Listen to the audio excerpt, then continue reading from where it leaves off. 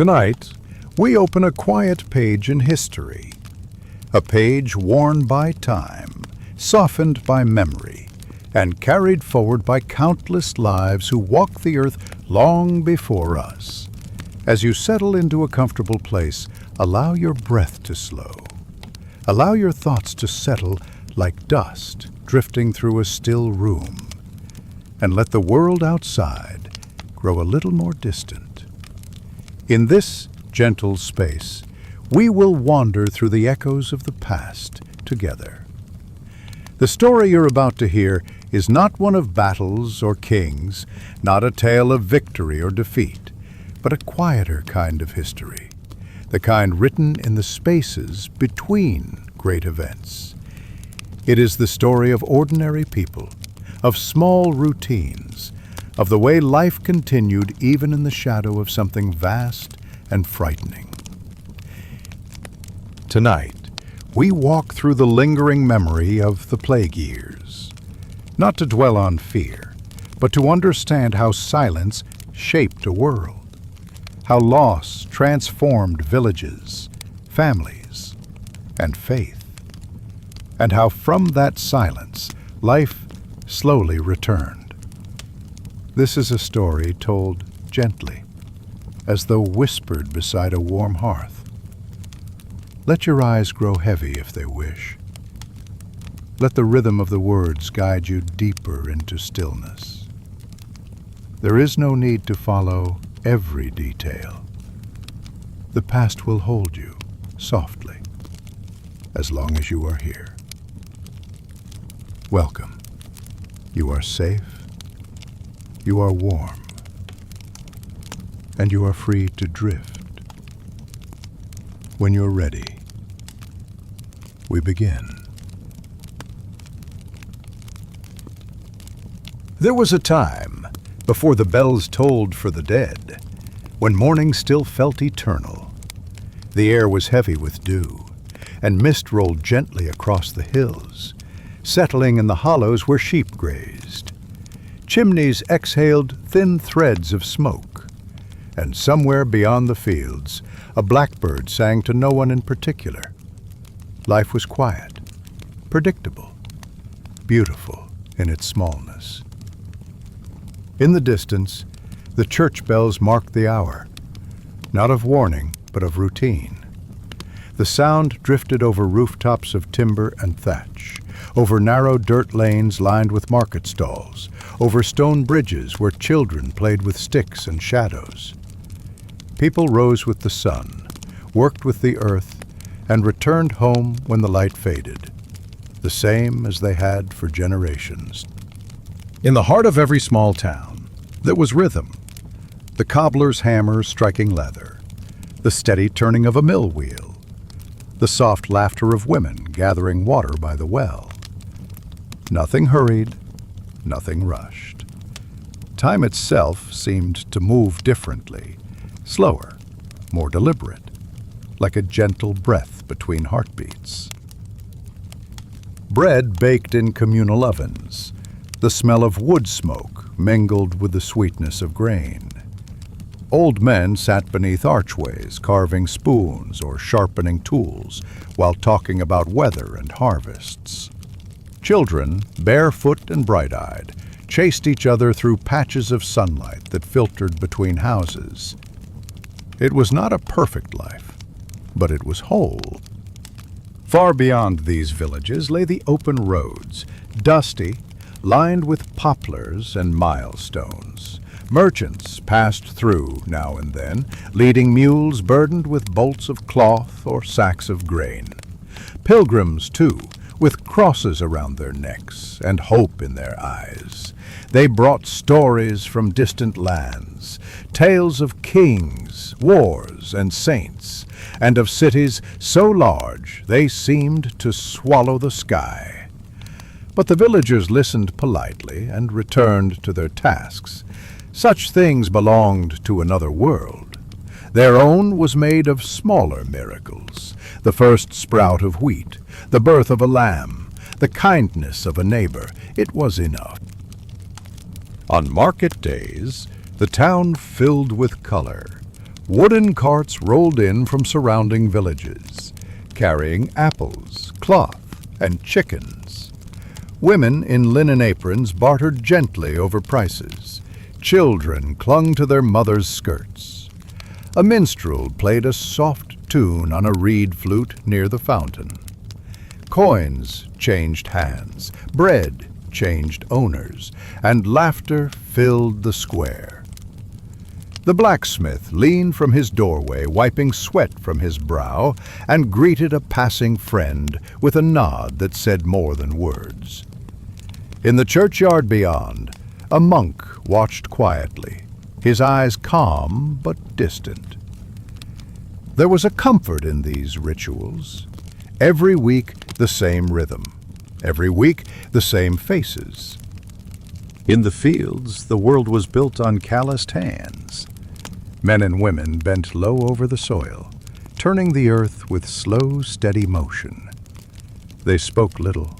Their language was the rhythm of work, the scrape of the hoe, the sigh of wind across the grain. At noon, they rested beneath the shade of a tree, eating bread and onion, drinking water that tasted faintly of iron. The sky stretched endlessly above, blue and unbroken. The smell of hay mixed with sweat, and the sun painted everything gold. No one thought about sickness then. No one spoke of fear. The only thing that mattered was the next harvest, the promise of food, of survival, of another winter endured. When the day's work ended, the people turned their eyes toward heaven. The church stood at the center of every village, its bell tower rising like a finger, pointing toward eternity. Inside, candles flickered in pools of wax, the air heavy with the scent of incense. Voices murmured in Latin, words few understood, but all believed. To them, the world was a careful balance between sin and grace, sickness and salvation. A child's birth was a gift, a poor harvest, a test. Every joy was a blessing, every sorrow a sign. And so they prayed, for rain, for mercy, for the strength to endure what they could not change. Evening came softly like a sigh. Shutters closed one by one. Animals were led into stables, and the smell of stew drifted through open windows. Fires crackled. The world dimmed. Families gathered around wooden tables, their faces lit by firelight. They spoke of simple things, of weather, of neighbors, of tomorrow's chores. Outside, crickets began their slow, steady song. The village, so full of life by day, now breathed in unison, like one living body falling gently asleep. There was peace. And peace, sometimes, is only the silence before the storm. Far away, beyond the sea, beyond the deserts and mountains, a shadow had begun to move. Caravans whispered of sickness in far-off cities, of ships that reached port with no living crew. But these were stories of elsewhere, of other people, other worlds. Here, the stars still shone as they always had. Here, the river still reflected the moon. The world felt safe, timeless, untouched by the murmurs of doom. The people slept soundly that night. The wind carried no warning, only the sound of leaves rustling in the dark, like the faint breath of something stirring, far beyond their knowing. There are moments in history that feel still, suspended, unaware of their own fragility. The year before the plague was one such moment. The people did not see what was coming, nor could they have. Life had always been harsh. Famine, war, cold winters, yet always survivable. But the thing approaching was different. It was invisible, patient, and relentless. It would move through walls and hearts alike, leaving silence in its wake. Yet for now the fields were green, the bells still rang, and in every home a candle burned softly, fragile, flickering, unaware that soon the night would come to claim it. They lived as though tomorrow would always come, and perhaps that is the greatest grace humanity ever knows, to love the world, even as the storm gathers beyond the hills. Long before the sickness found the ports of Europe, it had already begun its long, unhurried journey. It moved not with armies, nor with kings, but with the quiet rhythm of trade. From the plains of Central Asia to the oases of Samarkand, from there to the crowded ports of the Black Sea, the world was connected by a fragile web of roads and sails. Caravans crossed the deserts, long lines of camels burdened with silk and spices, their bells ringing faintly against the wind. At every stop, men traded not only goods, but words, stories, laughter, and sometimes fear. No one could have known that hidden among these exchanges was something invisible, something carried in the breath, in the touch, in the bite of a flea. In distant cities, Kaffa, Tama, Trebizond, whispers began to spread. Merchants spoke of a strange illness far to the east, where entire villages had gone silent. No one knew what it was. Some said it came from bad air, others that it was punishment for sin. At night in taverns filled with the scent of smoke and wine, the stories grew darker. A traveler would lower his voice and say that in one town the dead lay in the streets for days untouched, that no dogs barked, no bells rang, no one dared to move the bodies. But in the morning the rumors faded like dreams. The sun still rose and the markets opened. Trade continued. In the heart of Asia, the city of Samarkand shimmered like a jewel. Domes of turquoise and gold under a vast blue sky. Here, merchants from Persia, China, and Byzantium crossed paths. Here, the disease found its first true home among the crowded stalls and narrow alleys. A single cough, a touch, a night's sleep too close to another, that was all it took. By the time the first bodies were buried beyond the city walls, the caravans had already departed in every direction. Each one carried more than silk. They carried silence, waiting to unfold. Along the trade routes, men trusted only in their oaths and in the rhythm of the road. They swore loyalty to one another, to guard their goods, to keep their secrets, to never turn back. But even loyalty bends beneath fear. When sickness touched a caravan, the living often continued onward, leaving the dead beneath the sand. A mound of stones, a whispered prayer, and then the slow trudge of feet. The desert buried its memories quickly. And so the world forgot, one camp at a time.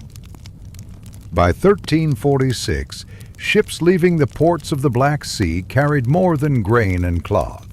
They carried death sealed in their holds, rats nesting among ropes and barrels, fleas hidden in their fur. When those ships set sail for Constantinople, for Venice, for Genoa, the future followed them.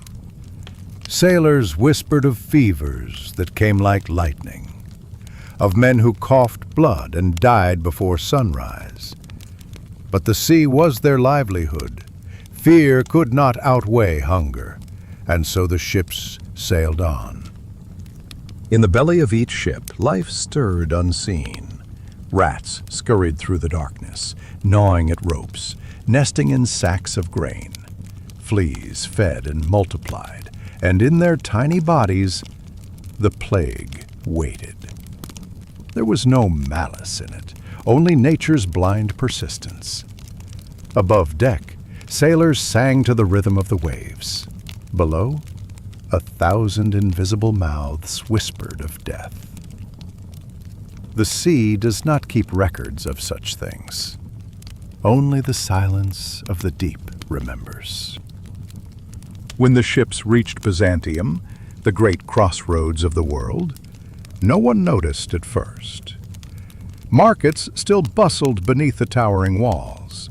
The Hagia Sophia still echoed with prayer. But in the poorer quarters, people began to fall ill.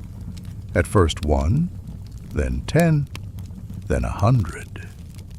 The city, built on centuries of glory, now faced an enemy it could not see. But to those far away, to the villagers of France, of England, of the Rhine, Byzantium was another world. The whispers of sickness were just that, whispers fading on the wind. Monks in monasteries began to write of it. Letters carried news of towns emptied overnight, of priests dying at their altars. But parchment travels slowly, and disbelief travels faster. When one abbot sent a warning westward, the message arrived months later. By then, the sender himself was dead. The ink was smudged by shaking hands, but the word still lingered. Pray for us, the sickness spares none. From east to west, pilgrims still walked. Their sandals wore smooth the stones of old roads, their songs rising softly into the air. They sought holy relics, blessings, and forgiveness, unaware that with every step they carried the breath of a new era in their wake. Villages awoke to coughs that would not fade. Fires burned not for warmth, but for cleansing. Dogs roamed the streets, and bells tolled too often. But still, the pilgrims walked on. By the time the plague reached Kaffa, a Genoese port on the Black Sea, it was already too late. The Mongols who besieged the city were dying by the thousands, their camps silent but for the cries of the sick. Desperate, they hurled the corpses over the walls, and the defenders burned them in panic. It was said that the wind itself turned foul. When the Genoese finally fled by ship, they carried with them more than memory. They carried the plague to Europe's shores. The world that awaited them would never be the same. Weeks at sea blurred into one endless horizon. The men aboard coughed and prayed. One by one, they vanished below deck and did not return. The survivors tossed the dead into the waves, whispering last rites between sobs. Seagulls followed the ships, their cries sharp against the endless wind. And somewhere far behind them, the east grew quiet, not from peace, but from absence. When the ships reached the harbors of Sicily and Genoa, they looked like ghost vessels. The stench preceded them. When dock workers approached, they found most of the crew dead, the rest feverish and raving. No one knew what to do. Some fled, others prayed. The city gates closed too late. The Black Death had come to Europe. For centuries, the world had looked east for wealth, for silk, for stories. Now, the East would send something else, something invisible, yet stronger than empires. And as the wind shifted, carrying with it the faint scent of salt and rot, the old world began to tremble. The whisper had become a voice, and soon that voice would fill every home, every church, every grave.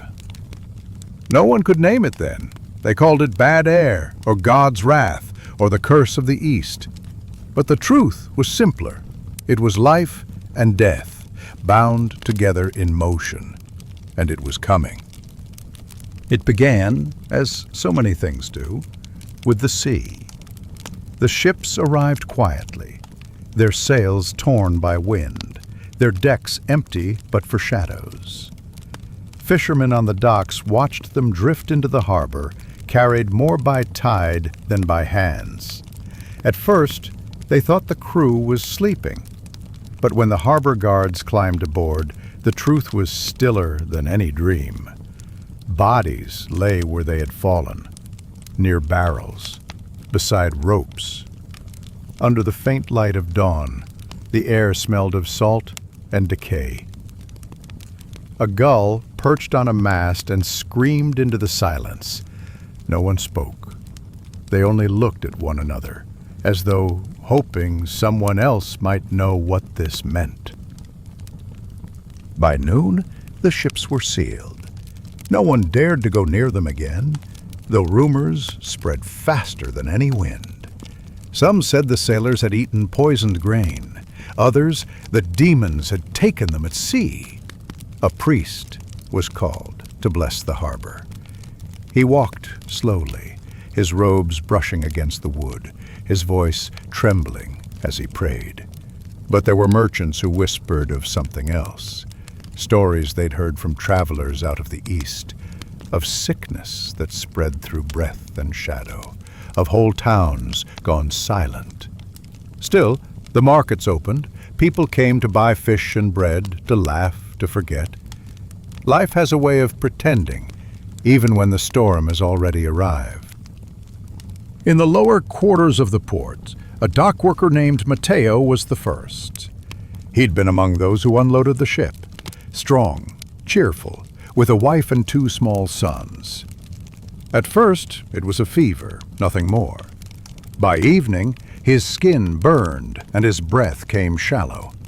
Neighbors brought herbs, holy water, whispered prayers. But within 2 days, Matteo's body had turned pale as wax. A swelling grew beneath his arm, dark, tender, pulsing with pain. By the 3rd morning, the sound of his wife's cries carried through the alleyways. And the rest of the city knew. The city's barber surgeon came, as he always did when death hovered near.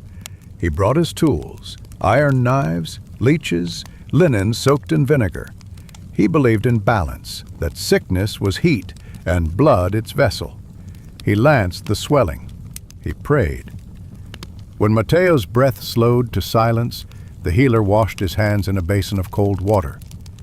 He did not know that the very act of care had already marked him. In the following days, more bodies appeared. At first, 1 or 2, then dozens. The church bell began to toll more often, low, slow, unrelenting. Gravediggers worked until their hands blistered. The earth itself seemed to grow weary of receiving. Families placed coins on closed eyelids, whispered farewells, and fled before the next cough began. The priests burned incense in the streets, waving their censers like fragile shields against the unseen. But the air grew heavy, and faith alone could not hold it back. The city elders ordered the harbor sealed. Gates were closed, ships forbidden to leave. Guards patrolled the walls, faces hidden behind cloth soaked in vinegar. Inside the walls, food began to run low. Markets closed. Silence filled the squares. The laughter of children vanished from the alleys. Still, the sickness found its way through shutters and cracks, through the breath of those who stayed too close. The streets grew empty, but the air remained full of whispers, of fear, of something neither seen nor understood. When human reason failed, the people turned to heaven. Barefoot, they walked through the streets carrying candles and relics. Men beat their chests. Women wept. Priests chanted prayers that dissolved into the night. They begged for mercy, for deliverance, for understanding. But the plague was not a thing that listened. It did not know their names. Those who could flee, fled. Merchants rode north toward the hills. Nobles escaped to their manors beyond the city walls. But the roads carried more than travelers. They carried breath, and with it, contagion. Villages along the trade routes began to fall silent, one by one. The plague had learned to walk. By midsummer, the city's heart was gone. Windows were shuttered, fountains dry. In the main square, dogs wandered among abandoned carts. The only sound was the tolling bell, and sometimes the rustle of rats beneath the stones. A single monk recorded what he saw in trembling script. The city breathes no more. The living walk like ghosts, afraid of their own shadows.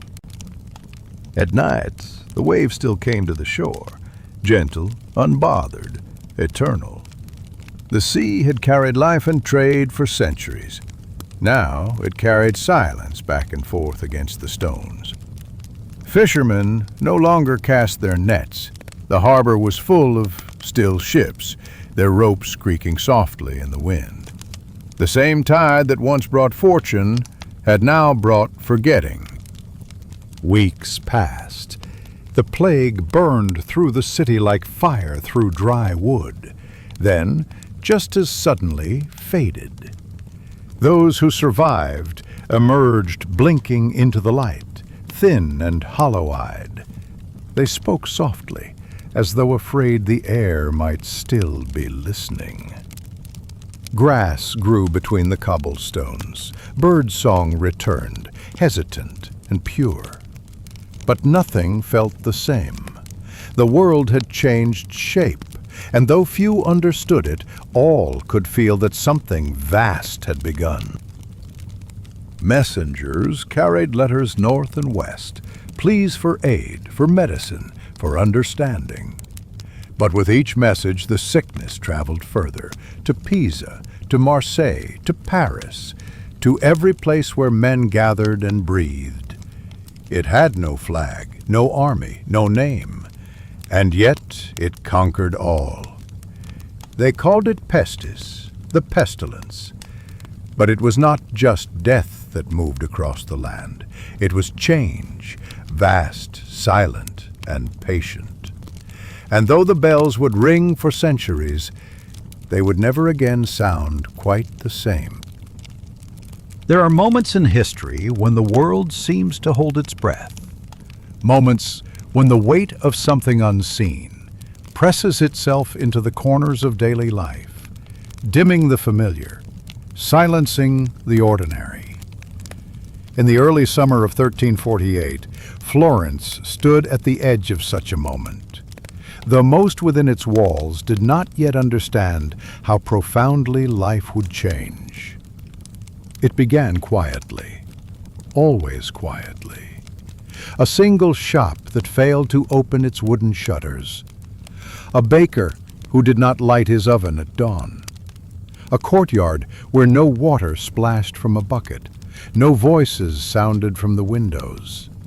The city, so used to the warm hum of life. Markets calling, donkeys braying, bells chiming, felt a faint tremor of unease. Invisible but unmistakable to those who listened closely.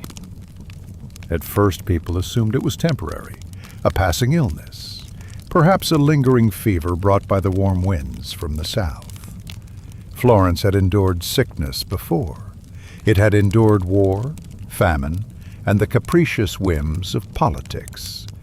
It would endure this, too. But then the shutters remained closed the next day, and the next, and the next. What unsettled many was not the presence of danger, but the absence of noise. Silence, in a city that had never known it, became the first true sign that something had gone wrong. As the sickness crept deeper into Florence, it changed the geography of daily life. Boundaries that once seemed inconsequential, the width of a street, the threshold of a doorway, The distance between one window and the next became fragile, perilous borders. People began to fear their neighbors, not openly, not with cruelty, but with a quiet, instinctive caution. Families who once gathered in the streets to exchange bread and stories began speaking through half-open shutters instead. Mothers hesitated before sending their children to fetch water from communal wells. Fathers lingered longer at their doorways, watching the street with narrowed eyes, listening for the sound of coughing from nearby homes. A new ritual took shape, the gentle, cautious placing of objects between households. A loaf of bread left on a doorstep, a bundle of herbs tied with twine, a note wrapped in cloth. No knocking, no greetings, just silent offerings, exchanged like ancient tokens in a world newly governed by fear. And slowly, the city's doors began to close more often than they opened. Some families nailed their shutters shut from the inside, as though wood and iron could keep death at bay. Others hung icons above their thresholds, Saint Sebastian, Saint Roch, the Virgin Mary, hoping their painted eyes might watch over them. Many simply prayed and waited. What unsettled them was not only the illness itself, but the growing sense that human connection, the lifeblood of a medieval city, was dissolving. Florence was still full of people, but they were beginning to live as though each household were an island, drifting farther from the others. Florence had always been a city of bells. They marked the hours, the market's opening, the calls to prayer. Even the humblest cottage could measure its day by the sound of bronze echoing from the church towers. But as the plague settled into the city's bones, the bells took on a different tone. They rang for the dead. At first, it was one or two a day, a gentle tolling, low and mournful, but familiar enough. Then the rhythm changed, grew irregular, frantic. Sometimes 4 bells rang at once, from different parishes, overlapping like waves of grief rolling across the rooftops. Florentines learned to distinguish the bells, the long, slow toll for a respected elder, the quicker, sharper chime for a child, the layered chorus when an entire household had succumbed. People began pausing in their work, stirring pots, mending cloth, tending goats, to listen. Death, once distant, had gained a voice. Soon the bells rang so often that they ceased to be markers of specific loss. They became a constant, mournful backdrop to daily life, like the grinding of millstones or the rustling of olive trees in the wind. The worst were the nights when the bells fell silent, when no sound rose from the towers at all. Then the city understood something chilling. There were no bells, because there were no hands left to ring them. Florence's markets had always been the heart of the city, crowded, noisy, chaotic, fragrant with spices and roasting meat. But by midsummer, the great market square felt abandoned. Stalls stood open but unattended, baskets of apples spoiled in the heat, fish dried on wooden tables untouched. A few desperate merchants appeared from time to time, arranging goods with mechanical motions, eyes scanning the streets for buyers who were not coming. Once, the market had been a tapestry of color, dyes from the cloth sellers, orange from the carrot bundles, vivid blues and reds from imported ceramics. Now it was washed in gray. A handful of customers still ventured out, but they moved like shadows, faces covered, steps cautious, hands gloved or wrapped in cloth. Bartering had largely ceased. Instead, people left coins in bowls of vinegar to be purified, then took what they needed without a word. The silence of the market was haunting. Florence had never known such stillness. The absence of human voices felt heavier than the presence of the disease itself. And in that silence, stray dogs, sensing opportunity or loss, wandered the aisles between empty stalls, sniffing at forgotten scraps, pausing to listen for humans who did not come. As days turned into weeks, the streets of Florence grew heavier, not physically, though debris and uncollected goods accumulated, but emotionally, spiritually, even visually. Without people tending them, the streets looked different. Dust settled thicker than before. Fallen leaves gathered in corners untouched by brooms. The stones of the piazzas seemed darker, dampened by the absence of footsteps. Even the sunlight filtering through the alleyways felt dimmer, as though the air itself had thickened. Animals began to reclaim the city. Pigeons perched unafraid on windowsills. Cats prowled boldly through courtyards. Goats, freed from unattended pens, wandered the quieter outskirts. Always watchful, always listening, their movements drew the eye in a landscape where human activity had withered. In the richer districts, the silence felt eerie, unnatural. In the poorer districts, it felt suffocating. Some families did not leave their homes for days. Others had fled the city entirely, seeking refuge in the hills or along the Arno River. Their abandoned homes remained half lived in, bread still on tables, tools left on benches, candles reduced to puddled wax. These households became ghostly reminders of the speed at which the plague could empty a room. Florence was not a city deserted, but it was a city hollowed. Those who remained indoors lived in a strange, suspended time. Hours stretched into long, indistinguishable days. The rhythms of life, work, prayer, meals, rest, blurred, reduced to the essentials. People whispered rather than spoke. They opened windows only to let in air, never to greet neighbors. They rarely lit more than one candle at a time, saving wax while preserving a sense of quiet. Families sat together in single rooms, sharing what food they had, listening to the distant bells, wondering when it would reach their street. The sound of coughing from a nearby house could freeze an entire household. Everyone paused. Everyone listened. Sometimes the coughing stopped, and people forced themselves to continue their tasks. Sometimes it did not stop, and that was worse. For those who lived alone, the isolation was profound. Days passed without hearing their own name spoken. They became spectators in their own homes, watching light move across the walls, listening for signs of life outside. Some prayed more fervently than ever before.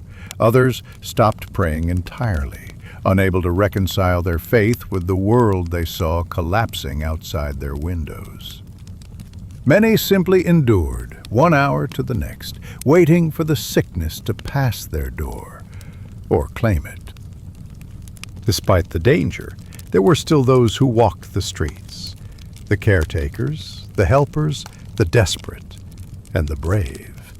Some were volunteers, people who believed it their duty to assist the sick. They moved slowly from house to house, knocking gently, asking if help was needed. Many wore crude masks of cloth soaked in vinegar, though these offered little protection. Others simply wrapped scarves around their faces, holding sprigs of herbs beneath their noses. There were also attendants sent by the city authorities, though their numbers dwindled as the plague advanced. They ventured into homes abandoned by survivors or filled with the dying, carrying bodies to hastily prepared burial grounds. They worked without ceremony, but not without care. Monks walked the streets as well, offering prayers through closed doors, blessing those who asked, with voices trembling through the wood. Some left small tokens, crosses, icons, scraps of scripture on thresholds. These quiet gestures carried immense weight. There were also children, running errands for their households, darting through the streets with the nervous energy of youth. They knocked quickly, exchanged goods swiftly, and sprinted home with widened eyes. They understood more than their parents hoped they would, and there were, of course, the thieves. Only a few, but enough to unsettle the city. They slipped through windows left unlatched, searching for coins or food. But even they moved quietly, aware that sickness lived everywhere. The plague did not discriminate.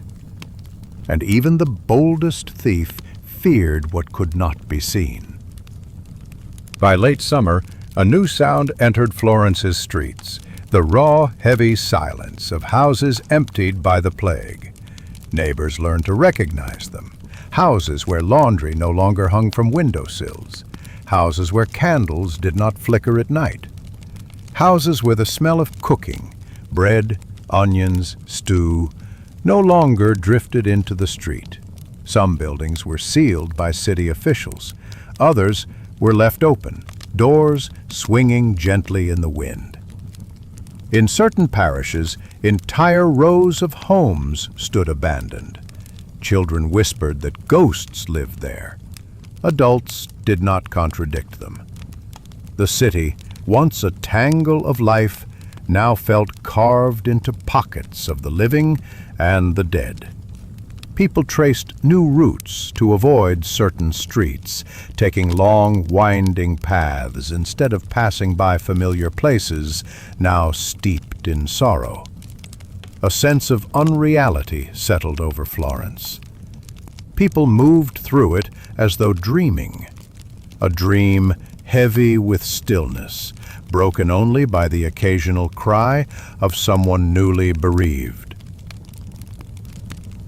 One morning, without warning, Florence woke to a rare stillness, a deep, complete silence. No bells, no voices, no footsteps. Even the animals seemed subdued. Sunlight crept over the rooftops and into the empty piazzas, revealing a city both fragile and enduring. In that moment, Florence felt like an ancient statue, weathered, wounded, but not destroyed. And though the plague continued, though fear lingered, though countless homes remained shadowed by grief, the city itself persisted. It breathed, faintly but steadily, in the golden haze of dawn. Some took this as a sign that life, real life, might one day return to the streets, that laughter might echo again beneath the arches, that markets might reopen, that bells might ring once more for weddings, not funerals. But for now, Florence remained quiet, a city waiting, watching, enduring. In every era, there are those who feel compelled to step toward suffering rather than away from it. In 1348, Florence depended on such people, healers, herbalists, clerics, monks, though none of them truly understood what they were facing. The plague was invisible, incomprehensible, and terrifying. Yet every morning, long before the sun warmed the rooftops, a handful of healers emerged from their homes with baskets of herbs, bundles of instruments, and quiet resolve. They moved slowly, cautiously, but with purpose. In a world where so many had retreated into their homes, they were the few who walked toward the sick. They did not know how the plague spread. They only knew it moved swiftly, ruthlessly, and seemingly without pattern. Some households overcame it. Others collapsed within days. What made one family survive and another perish, no one could say. Medicine, as Florence knew it, had no answers, but the healers tried anyway. Some grounded their work in ancient texts, Hippocrates, Galen, Avicenna, seeking logic in humors and balance. Others relied on herbs known for centuries to calm fever or ease breathing. Many combined knowledge with prayer, believing the divine and the earthly were not separate but intertwined. They entered homes filled with fear, layered with silence, and did what they could. They listened. They cleaned wounds. They offered warm broth, crushed mint, lavender in cloth sachets, whispered comfort. And though their efforts often changed nothing, their presence itself mattered. In a city withdrawing from its own streets, those who stepped forward became small anchors of hope, fragile, flickering, human. Beyond the city walls, just past the watchtowers and olive groves, sat small gardens tended by herbalists, plots of land that had fed Florence with remedies long before the plague arrived. These gardens became sanctuaries. Rows of sage, thyme, lavender, rosemary, chamomile, and mint grew in careful order, each plant shaped by generations of quiet, patient tending. Herbalists walked the rows with practiced hands, touching leaves gently, whispering the names of plants as though greeting old friends. They harvested at dawn, when the oils were richest, collecting bundles in woven baskets. Florentines had always looked to herbs for healing, but now the demand grew desperate. People begged for anything, something to strengthen the lungs, something to ease fever, something to keep the pestilence from crossing their thresholds. Herbalists offered poultices of ground sage, bundles of dried lavender to hang above doors, rosemary boiled in water to cleanse rooms. None of it cured the plague, but some remedies soothed pain, softened breath, or calmed trembling hands. Herbalists themselves moved through the crisis with a kind of quiet acceptance. They had seen illness before. They understood the fragility of life. They also understood the resilience of the human body. Sometimes, when families thanked them with tears or whispered prayers, the herbalists simply nodded and returned to their gardens, tending the earth, providing what comfort they could. It was not science that drove them, not faith alone, but a steady devotion to care, shaped by centuries of observation, intuition, and love for the living world. Though few in number, the city's physicians faced the plague with a mix of learning and fear. They wore long robes, heavy gloves, and masks shaped like birds' beaks stuffed with herbs, rosemary, mint, juniper, and camphor, believed to purify the air. These masks looked strange, almost otherworldly, casting eerie silhouettes against Florence's narrow alleyways. Some physicians truly believed the herbs would protect them. Others wore the masks as symbolic armor, hoping ritual might shield them from despair. There were those who refused to wear them at all, claiming faith or boldness, though many of them did not survive long. Doctors carried tools in leather satchels, small knives for bloodletting, glass vials for tonics, linen bandages, and notebooks filled with observations. Though their treatments were often ineffective, they documented what they saw meticulously. They recorded the speed of symptoms, the swellings, the patterns of spread, writing with an intensity born of helplessness. Theirs was an attempt to understand what no one yet could. They visited homes where entire families lay feverish. They watched over children whose parents had already died. They stepped through doorways others feared to approach. Some died quickly, others retreated from their duties. A few endured and continued to serve. Florentines had complicated feelings about them. They looked to the doctors for answers, but knew none were coming. They thanked them, feared them, relied on them, doubted them. The doctors, in turn, struggled quietly with their own powerlessness. Still, they returned to the streets each morning, carrying their masks, their vials, their fragile human hope. The monasteries of Tuscany had long been places of quiet rhythm. Prayer at dawn, work in the fields, scriptoria filled with quills scratching parchment. But when the plague reached Florence, many monks left the safety of their cloisters to walk among the sick. Some believed it was their sacred duty. Others believed death was merely a passage, not an end. A few simply felt drawn to suffering with a compassion too deep to ignore. They moved through the city with deliberate calm, carrying rosaries, small wooden crosses, jars of sacred oil.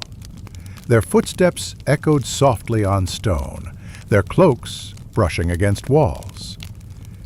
They prayed through closed doors, whispered blessings to the dying, sang hymns in rooms where entire families lay stricken. Their presence brought comfort, even to those who no longer believed in salvation. There was something soothing in their gentleness, in their willingness to sit beside the sick, to place cool hands on fevered foreheads, to speak prayers over those too weak to lift their heads. Some monks lived through the plague. Many did not. But their quiet devotion became part of the memory of Florence's darkest year, a reminder that even in a time of fear, there were those who walked forward when others stepped back. Not all healers wore robes or carried herbs. Many were simply mothers caring for children, husbands tending to wives, sisters watching over brothers. Their work was not recognized by history, yet it was the foundation of survival. These caretakers learned to read the signs of the plague with heartbreaking clarity. The heat of the skin, the heaviness of breath, the swelling beneath the arms, the altered sound of a cough. They performed small acts of care, cool cloths, warm broth, whispered comfort, knowing it might cost them their lives. Many became sick while caring for others, and others took their place, continuing the quiet chain of devotion.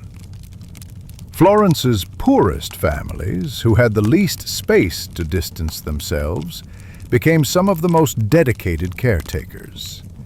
They shared what little they had, herbs from windowsill pots, scraps of cloth, bowlfuls of thin soup.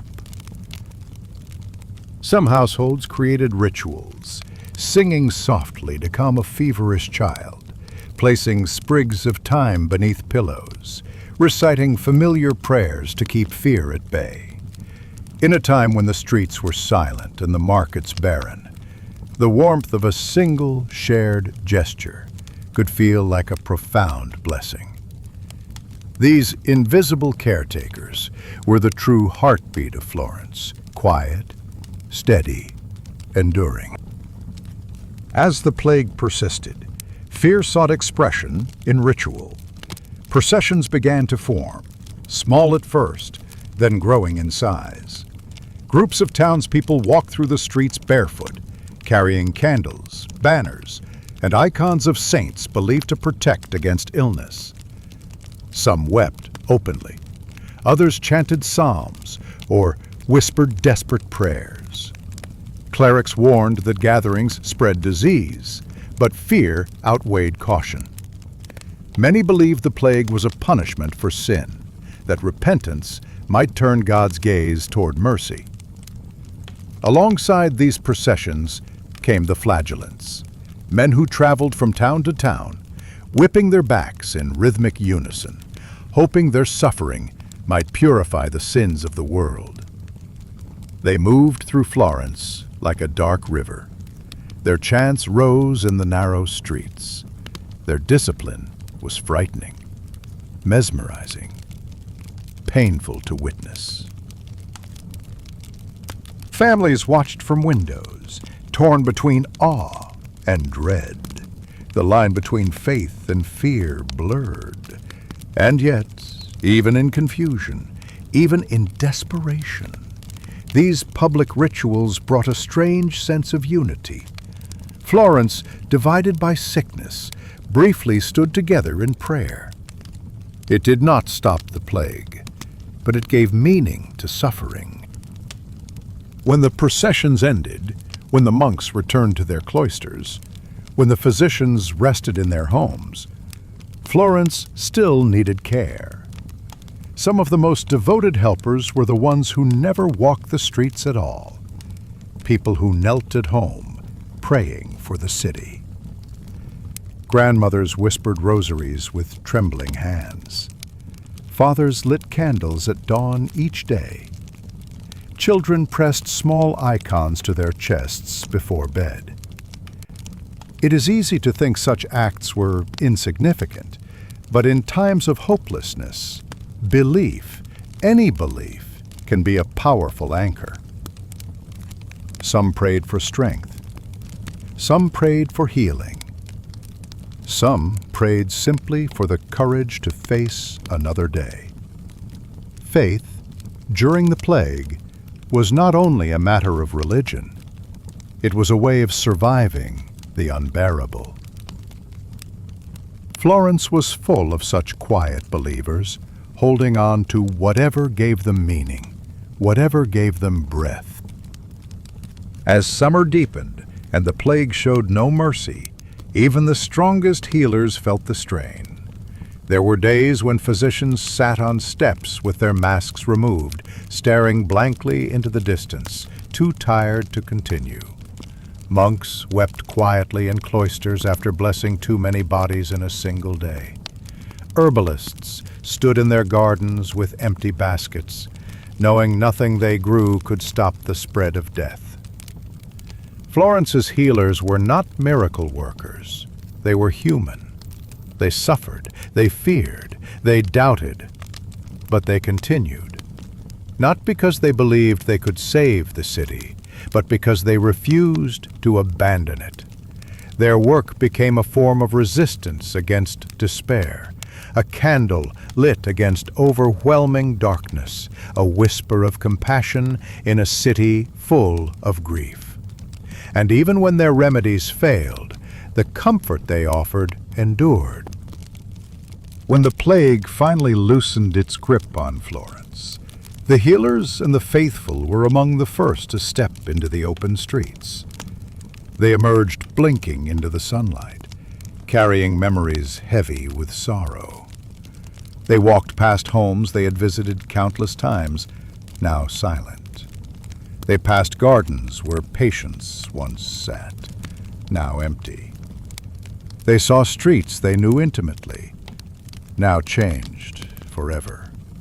But in the midst of desolation, small signs of life returned. A market stall reopened. A church bell rang for morning prayer. A child chased a pigeon across the square. These moments felt fragile, sacred, proof that life, no matter how deeply wounded, could rise again. The healers gathered their tools. The monks washed their robes. The herbalists tended their gardens anew. Their work was not over, but the worst was behind them. What remained was memory, carried quietly in the hands of those who had tended the sick, in the prayers of those who had kept vigil, in the hearts of those who had survived. Florence would rebuild, and the healers, humble, steadfast, imperfect, would carry their stories forward. The bells of Europe did not ring in celebration that year. Their tones were heavier, longer, drawn from ropes pulled by weary hands. In a land where faith had once been the light that softened daily hardship, that same faith now bent under the weight of terrible questions. Why had the heavens fallen silent? Why had God allowed a sickness, an invisible shadow, to swallow villages, monasteries, and fields alike? Many felt the earth itself had dimmed, as though the sun shone through some unseen veil. There were mornings when a pale mist clung to the wooden beams of cottages, refusing to lift, and the people walked through it like wandering spirits. And everywhere, the quiet murmur of prayer, soft, trembling, desperate, rose like incense into the uncertain air. Inside the sanctuaries of Europe, priests moved quietly between pews, their robes brushing against cold stone floors. Some parishes had only one priest left, others had none. Yet the ones who remained carried on their routines with tender stubbornness. They lit candles each dawn, even when there was no one left to see them. They burned incense before empty altars, letting the sweet smoke coil upward like a question. They whispered the names of the dead, as though afraid the walls themselves would crumble at the sound of loud voices. These priests were not untouched by fear. Many had seen friends and fellow clergy fall ill after giving last rites to the dying. Still, they walked from house to house, clutching small wooden crosses, murmuring prayers in Latin. Some believed that the plague was a test of faith. Others believed it was punishment.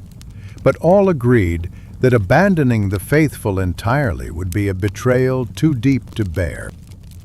Outside, the cemeteries grew full beyond imagining. Priest and villager alike struggled to keep up with the digging. The graveyards that once lay at the edge of town became crowded with hastily carved crosses. Some graves remained unmarked, for there were no living relatives left to speak a name. And yet, every funeral began with the same quiet rites. The priest would bow his head. The villagers, few and frightened, would stand back, their hands clasped tightly, trembling in woolen gloves. The wind always seemed to hush at these moments, as though the world paused to listen. Over time, the funerals grew shorter, not out of disrespect, but necessity. Even prayers needed to be rationed when death arrived in waves. As the months darkened, conversations shifted. People whispered about sin, not their own alone, but everyone's. Had the world grown too proud? Had the markets, now empty, once been too loud with greed? Had travelers brought not only foreign spices and silks, but curses as well? Fear twisted imagination. Some believed the plague was the wrath of heaven, a cleansing fire. Others insisted it was the devil's doing, a temptation meant to pull humanity into despair. And there were countless who wondered quietly whether something deeper was at work, a mystery beyond human knowing, carried not by angels or demons, but by the wind, the water, or the simple fragility of flesh. Before the plague, pilgrims were common along Europe's dusty roads. But now the roads lay mostly empty. Only a few walked them still, thin figures wrapped in cloaks, carrying small wooden icons or relics tied to string around their necks. They walked slowly, stopping often to rest upon stone walls or fallen logs. Many had left homes that no longer existed. Others traveled because they could not bear to remain still. The rhythm of walking, of feeling earth beneath their feet, soothed them in a way no sermon could. When these pilgrims arrived at shrines or chapels along the way, they often found them abandoned. Yet they prayed anyway, kneeling in cold dust. They lit candles that burned in solitude until the wax melted into smooth puddles. Perhaps the most haunting sight of this era was the March of the Flagellants. They traveled in long lines, barefoot, their feet caked with mud and dried blood. Their backs were streaked with wounds, self-inflicted lashes meant to purify the soul. As they walked through towns, they chanted hymns in deep, rhythmic voices. Some beat drums, slow and hollow, like the pulse of the earth itself. To many, the flagellants symbolized devotion beyond comprehension. To others, they were a sign of worsening madness, a reflection of a world that no longer understood itself. Yet wherever they passed, villages paused. People stepped outside their homes to watch them. Mothers held their children close. Old men crossed themselves. And in the heavy air, the sound of chanting echoed long after the procession had vanished down the road. Far from the cities, monasteries remained among the few places where life held a certain rhythm. The monks woke at dawn. They sang hymns in soft unison that reverberated gently through stone corridors. They tended gardens, wrote manuscripts, and offered shelter to travelers in need. But even here, the plague seeped through cracks in walls and under wooden gates. Entire brotherhoods disappeared within weeks. Manuscripts left unfinished, ink drying in pots, books left open on lecterns, as though waiting for hands that would never return. The surviving monks did what they could. They prayed for the sick. They recorded what they witnessed with calm, steady hands. They rang their bells each evening, not to announce the hours, but to remind themselves that time still moved, even in sorrow. In many homes, confession became the final ritual before death. Families gathered around a dying loved one, whispering memories, prayers, or even apologies. A priest, if available, would kneel beside the bed. If not, a friend or neighbor would take their place, holding the dying person's hand as though their presence alone could anchor a soul to the world a moment longer. Some confessions were simple expressions of fear or regret. Others were quiet stories of love, guilt, or longing poured out into the stillness. People spoke not only to be forgiven, but to be heard, to feel human one last time. People became attuned to symbols. A red sunset, a sudden storm, an owl perched on a fence post. Every pattern felt significant. Every omen mattered. Some believed the plague could be seen in the stars. Others thought it traveled with night air, hiding in fog or drifting down from the moon. The sky itself became a scroll upon which the frightened imagination wrote stories of angels, spirits, and celestial warnings. Seers and mystics toured villages, offering interpretations of dreams. A woman dreaming of a broken ladder might be told she was destined for loss. A man dreaming of a river might be told he would survive. Though no one could know the truth, these stories gave people something to hold, something to interpret, something to understand. Even in times of despair, the human heart cannot be silent forever. Soft music emerged from doorways and courtyards. Simple songs played on flutes, lutes, and harps. These melodies had no triumph in them. They were slow and circular, like the gentle turning of a wheel. Sometimes a single musician would sit beside a well or beneath a tree, letting their music drift through the air. People would pause to listen for a moment, letting the sound wrap around them like a warm cloak before returning to their tasks. Music did not cure fear, but it softened it, smoothing the edges of a harsh world. Though many felt abandoned, others found new depths of faith. They prayed not for miracles, but for strength. They lit candles, not in hope of divine intervention, but to honor the dead. And slowly, almost imperceptibly, a quiet resilience grew like a seed in winter soil. When a neighbor fell ill, some still came to help. When a child cried, someone still held them. When dawn broke over a field coated in frost, farmers still stepped outside, looked toward the horizon, and decided, if only for that day, to continue. This was not the loud, celebratory faith of festivals and feast days. It was a humble, weary faith, shaped by endurance.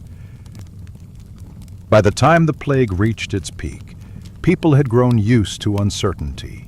They no longer asked when life would return to normal. Instead, they looked for the smallest signs of hope. A child who recovered, a day with fewer burials, a bird singing in an abandoned orchard. These moments were like embers glowing in ashes, fragile but capable of warmth. And so faith shifted. It became less about cosmic punishments or divine destinies, more about the subtle grace found in moments of survival, kindness, and perseverance. Faith during the plague was heavy, yet it held the world together. Without it, fear might have devoured everything. People prayed not because they expected answers, but because prayer gave shape to the silence. It gave rhythm to days that otherwise blurred into one another. It reminded them that even in the darkest era, they were still human, still connected, still capable of hope. And though countless lives were lost, something remained unbroken, the quiet belief that dawn would come, that the world would breathe again, and that someday someone would remember their endurance. Opening scene. Footsteps too light for the world. In the long shadow of the plague, the world felt too heavy for the smallest among its people. Children wandered through abandoned lanes, their steps soft, almost hesitant, as though afraid to disturb the dust that had settled upon everything. Many were barefoot, their toes darkened by mud and ash. Others clutched worn dolls or little carved animals, keepsakes carried through the silence. The adults spoke in whispered tones, almost reverent. They looked upon the children with a tenderness sharpened by fear. For every child seen in the streets, there were many more who had vanished. The laughter that had once filled courtyards and farm paths now lived only in memory, like a melody the world had forgotten how to hum. Children had always been observers of the world, but now they saw things no child should have to witness. They saw neighbors whispering behind closed doors, saw wooden carts carrying the stillness of death, saw candles burning day and night in windows. The world did not shield them. It could not. Yet, in their innocence, they often interpreted the world differently. A child would watch a funeral procession and ask why everyone walked so slowly, or why they carried so many candles when daylight was still present. The adults, unable to answer properly, would simply wrap an arm around the child and hold them close. Some children asked where their parents had gone. Others asked why their friends were no longer allowed to come out and play. A few asked why the dolls in their arms felt heavier than before, as though they too understood grief. Even in sorrow, children found ways to play. Their games became softer, quieter, stripped of the joyful noise they once carried. A small circle of children would draw shapes in the dirt with sticks.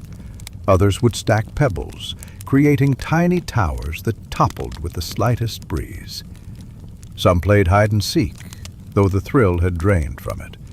They hid behind doorways or hay bales more out of habit than joy. Play became a ritual of coping, a way to create small pockets of normalcy in a world that had forgotten how to be gentle. Adults watched these moments silently, standing in doorways or leaning against fences. They held their breath when a child laughed, for the sound was delicate, precious, almost sacred. Many children lost their families suddenly. A mother would fall sick in the morning, and by dusk the child would stand alone by her bedside. Fathers left to fetch a healer never returned. Older siblings vanished into silence without explanation. Some children remained in their homes, living in a strange half-world of memory, sleeping in the same bed, wearing the same clothes, waiting for parents who would not return. Others wandered into the streets. A few were taken in by neighbors. Most simply drifted. Villagers would sometimes find a child curled beneath a tree, clutching a blanket. They would bring them inside, offer a bowl of soup, and clean their face gently with a damp cloth. But even this kindness was tinged with fear. To take in a child meant another mouth to feed, another heart to worry about, another reminder of what could be lost. And yet, most people could not turn them away. Children often became the keepers of memories. They remembered the way their mother's hair looked in the morning light, the sound of their father's boots on the wooden floor, the scent of bread baking in the kitchen. They spoke of these memories in quiet voices, as though telling a story that might break if handled too roughly. In some houses, children kept little altars of memory. Stones, ribbons, wooden spoons, scraps of wool clothing. These objects, insignificant in a normal world, were now priceless stories tied to the past. Adults would sit with them, listening as the children recounted their memories with surprising clarity. Sometimes the adults cried softly, turning their faces away so the child wouldn't see. As time passed, bands of orphans formed small families of their own, not out of choice, but out of necessity. They traveled in groups of 3 or 5, sometimes more. The older children helped the younger ones tie their cloaks, wash their faces, or share whatever scraps of food they could find. The younger ones followed closely, holding hands in long, quiet lines. Villagers often watched them with a mixture of sorrow and awe. Children who had known laughter now walked with the solemnity of seasoned travelers. They knocked on doors politely, asking for bread or apples. They accepted rejection without complaint, moving on to the next house. These orphan bands were a reflection of human resilience. Even without guidance, they found ways to protect one another. Despite the fear that gripped the land, kindness did not vanish. Many villagers opened their homes to the children who knocked on their doors. A farmer's wife might take in a child and tuck them beside her own at night. A shepherd might teach an orphan how to mend fences or tend sheep. A monk might give bread and let a child sleep in a stable near the monastery. These acts of care were small lights in a dark world. Some villagers shared what little they had, sometimes only a crust of bread or a cup of warm milk, but these gifts were offered with sincerity. For the children, kindness became their anchor, a clean blanket, a warm bowl of soup, a soft hand brushing hair from a forehead. These small gestures threaded warmth back into the cold fabric of their lives. The plague created a world where children grew up faster than they should have. They learned to chop wood, draw water, and tend fires.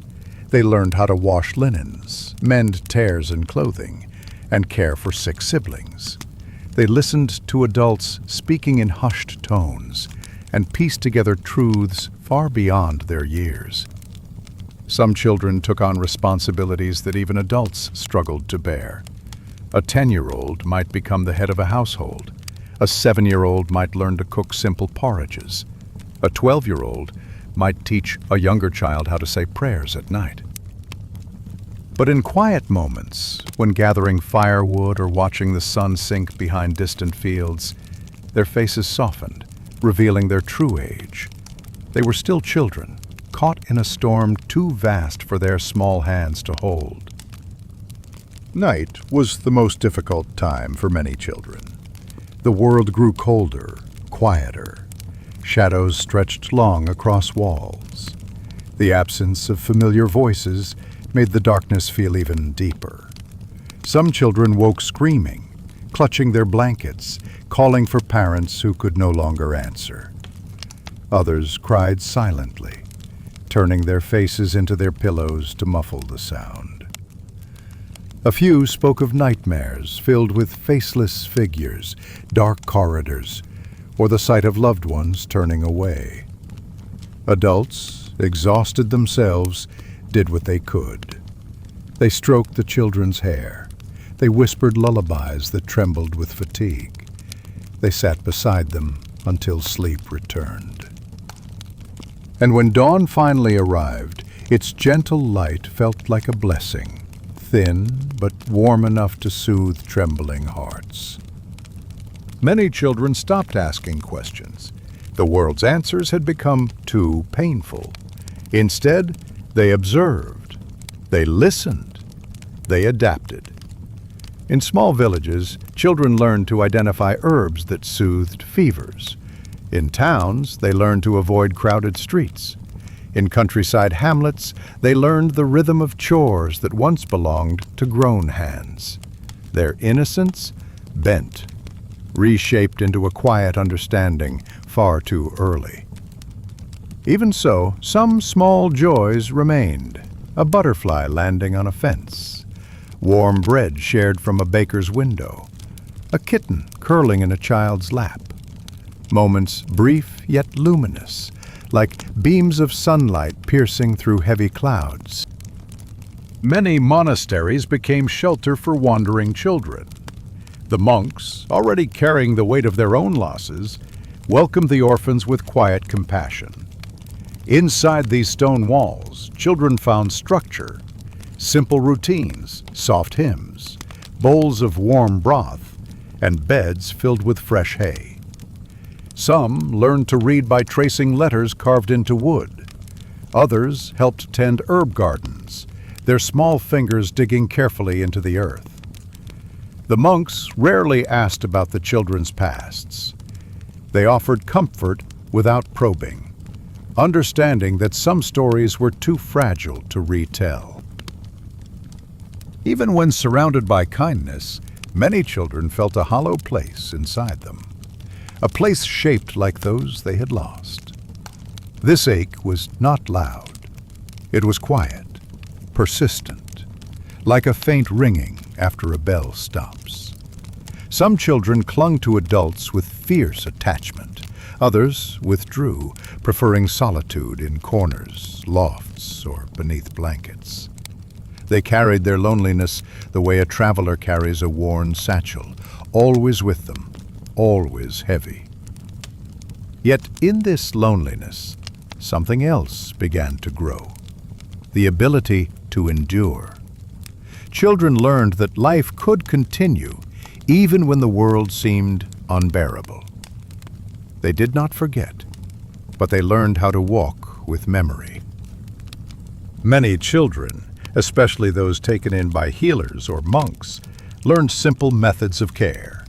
They brewed weak teas, placed cool cloths on fevered foreheads, and fetched clean water.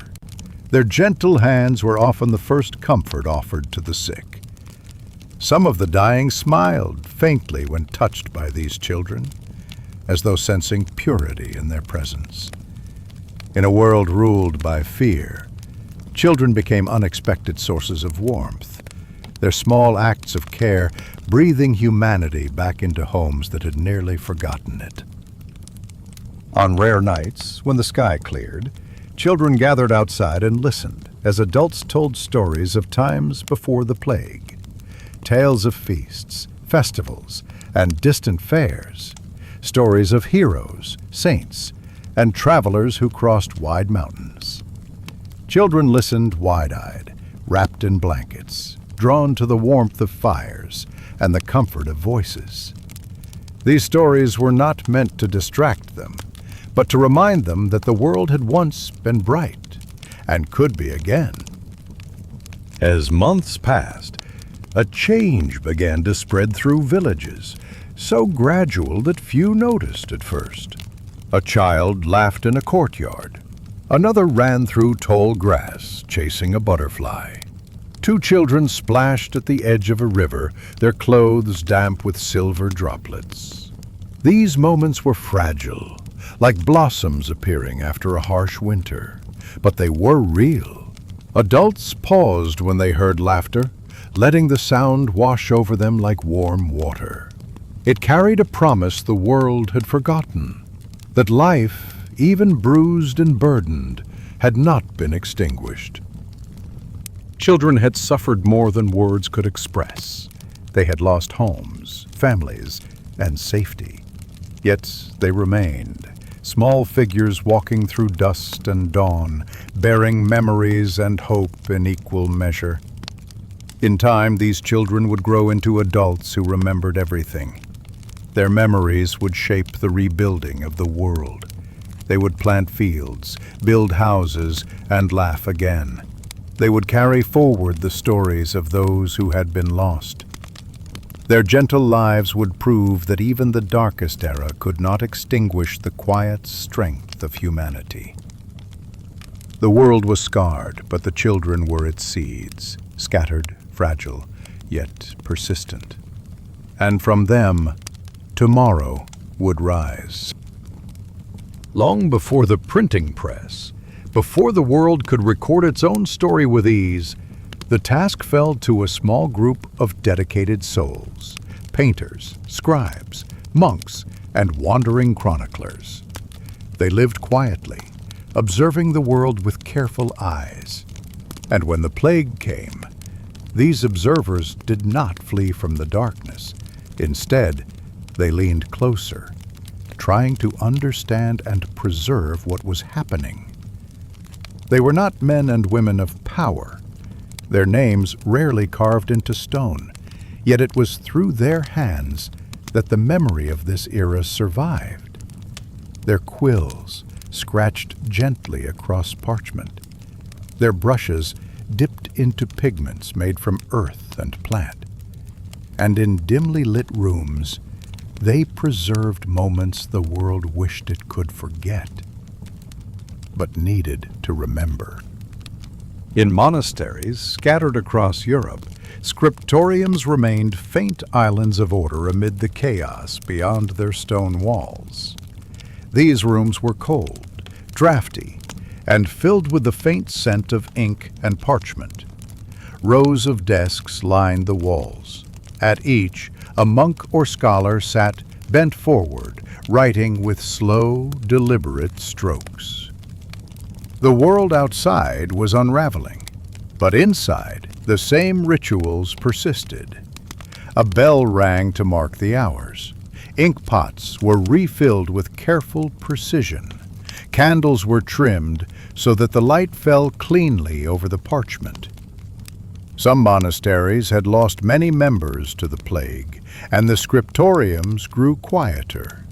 The echo of footsteps grew longer, the turning of pages more rare.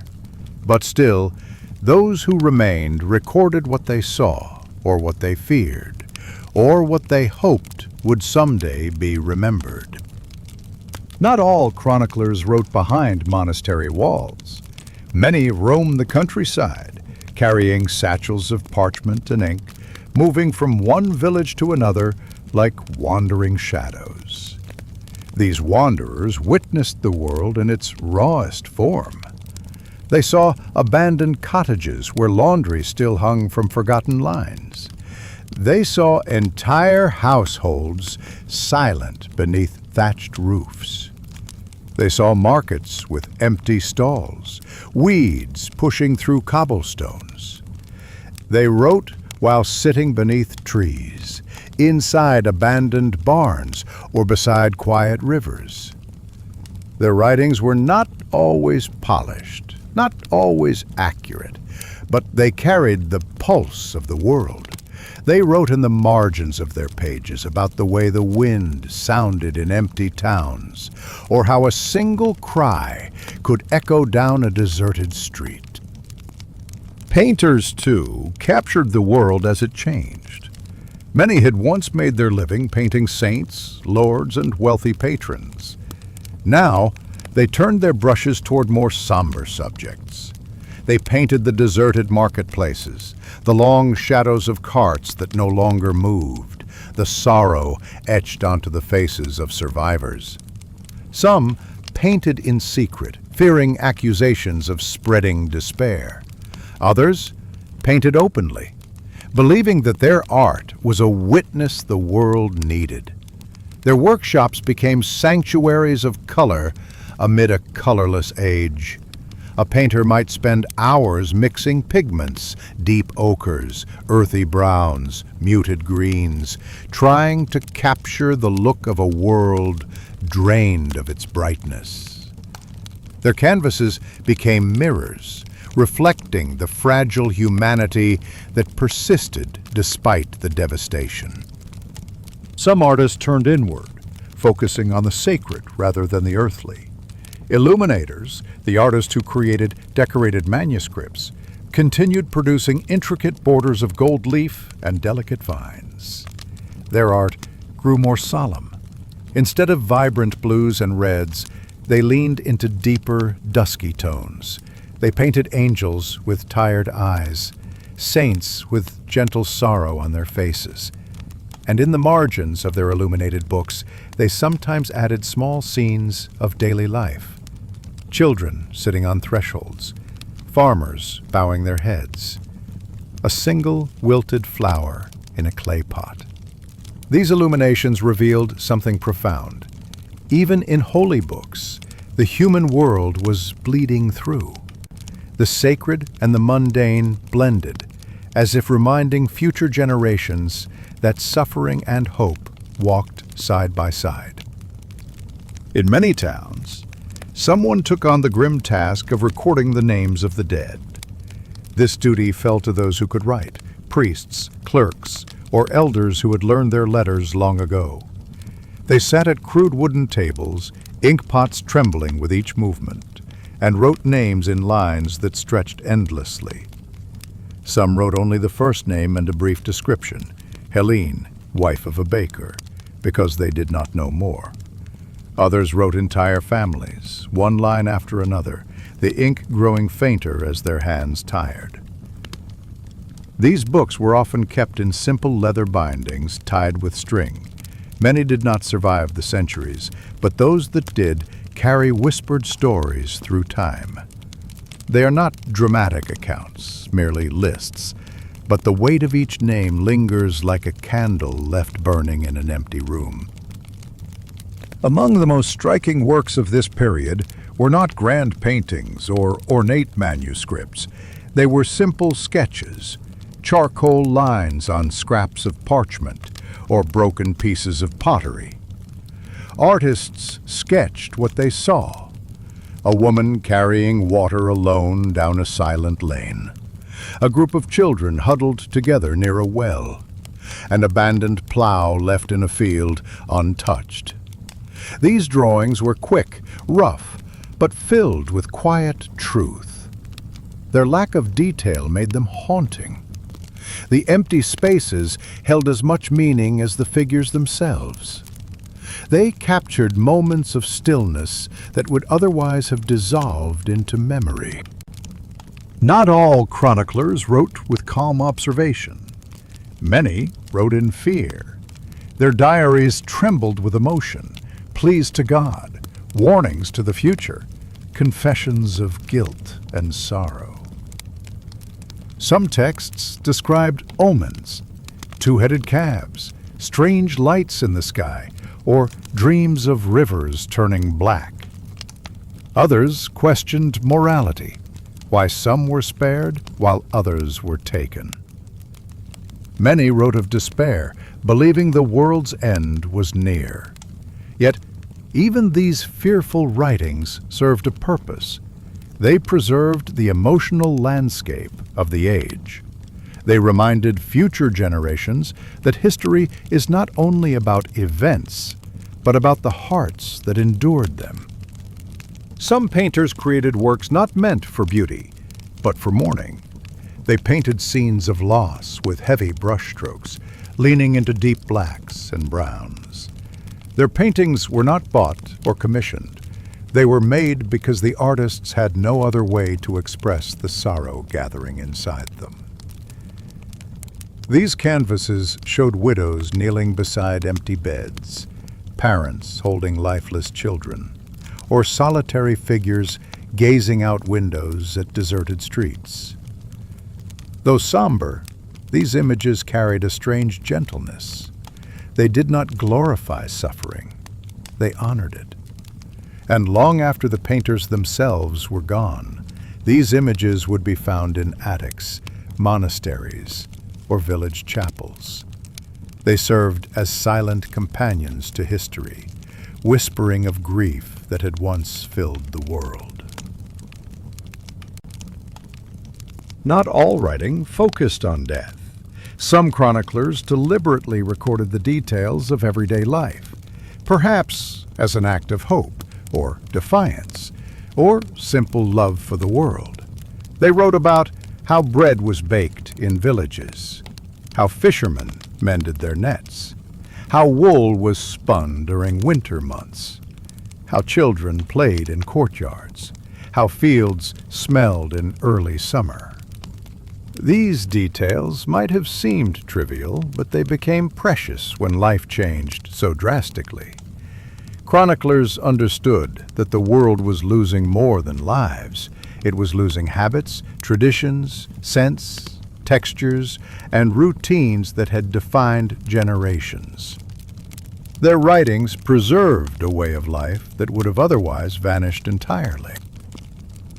In some regions, storytellers became traveling chroniclers of a different kind. They moved from village to village, listening more than they spoke.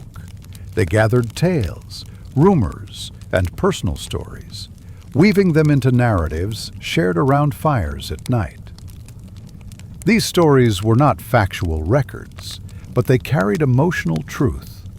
They captured the way people felt, the way they feared, the way they hoped. Sometimes, a single story passed from person to person changed subtly, like a river shifting its course, but its heart remained the same. These storytellers preserved the human spirit, the humor, kindness, irony, and even the strange superstitions that arose during dark times. Painters and chroniclers bore a heavy burden. To see and record suffering is not easy. Some fell ill themselves, weakened by sleepless nights and long journeys. Others laid down their quills because the weight of what they wrote became too much. A few wrote final lines acknowledging their limits. One diary ended with the words, "There is too much for a single heart to hold." Another painter left a canvas unfinished, the outlines of a scene barely sketched before silence overtook the room. Yet even in their vulnerability, they preserved truth. The world might forget, but their ink and paint would not. For many artists and writers, their work became a prayer, something offered to the world, or perhaps to heaven. A chronicler writing the names of the dead whispered each name softly, treating the act like ritual.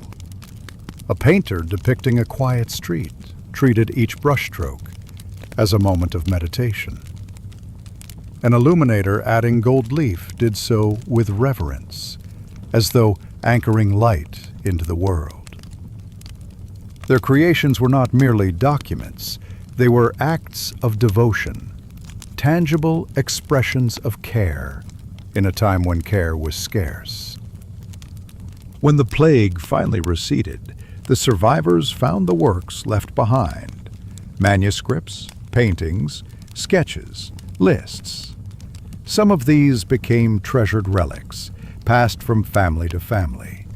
Others were stored in monasteries or hidden in chests. Centuries later, historians would discover them and marvel at the quiet, unassuming brilliance of these chroniclers. Their works became windows into a vanished world. They allowed future generations to see not only what happened, but how it felt. Their legacy was not grand. It was gentle, fragile, human. But it endured. The painters and chroniclers of the plague carried the weight of a world unraveling. They captured grief, hope, stillness, confusion, and the quiet persistence of life. Without them, the memory of this era would be a blank page, silent, empty. Instead, we have their ink and pigment, their trembling lines, their thoughtful strokes.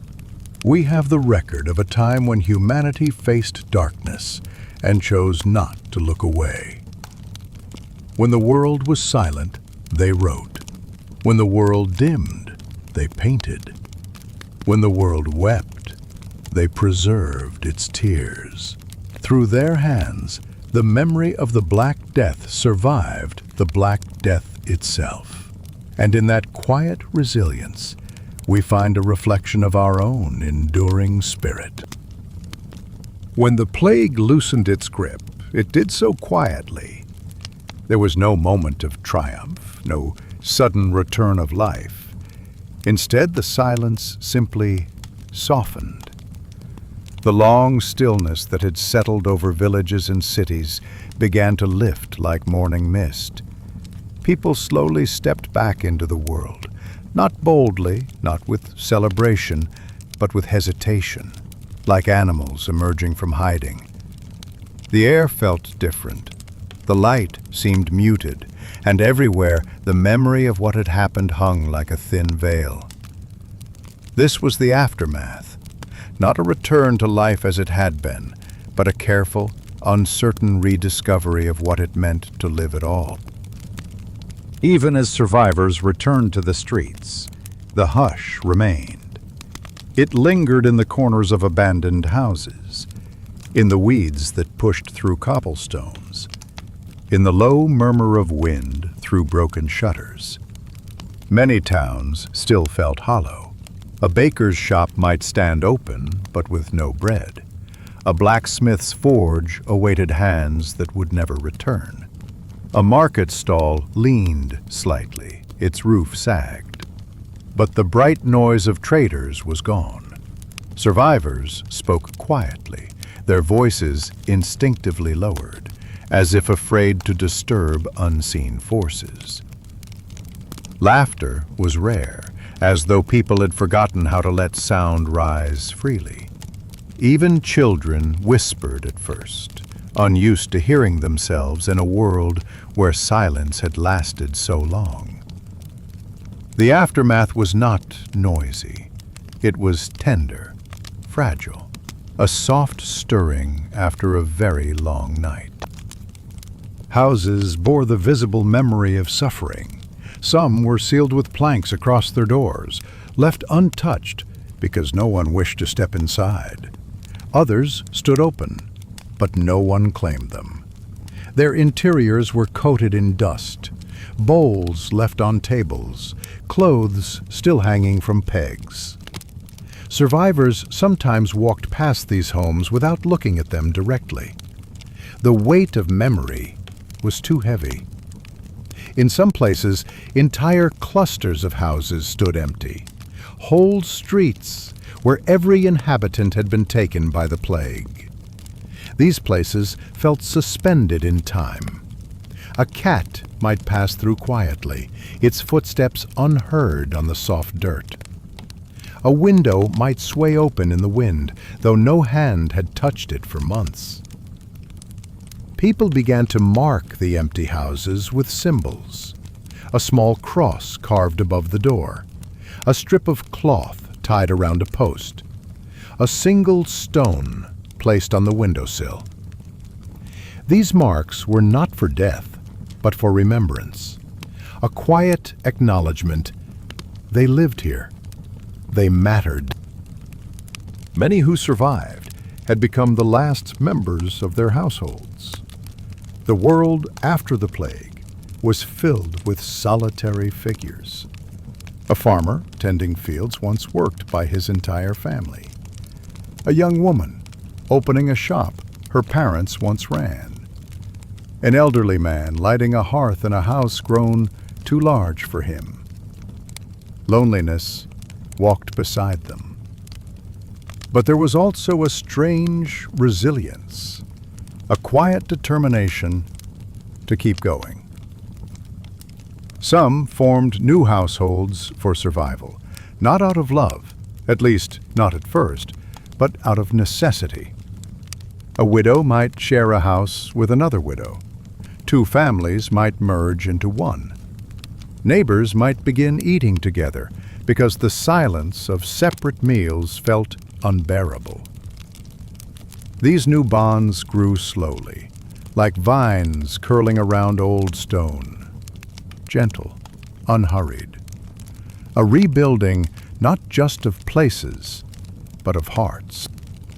When the first survivors returned to the fields, the earth greeted them with stillness. Crops had withered unattended. Plows lay half-buried in soil. Fences sagged where no one had repaired them. The work required was immense, but people approached it slowly. Their bodies were tired, not only from months of hardship, but from the emotional weight they carried. Yet as they put their hands back into the soil, many felt a fragile connection to life returning. Fields were trimmed, wells cleaned, livestock rounded up from where they had wandered. The land, though overgrown, was still alive. And as people worked, their movements created soft rhythms, the scrape of rakes, the thud of hoes, the gentle slap of water against wooden buckets.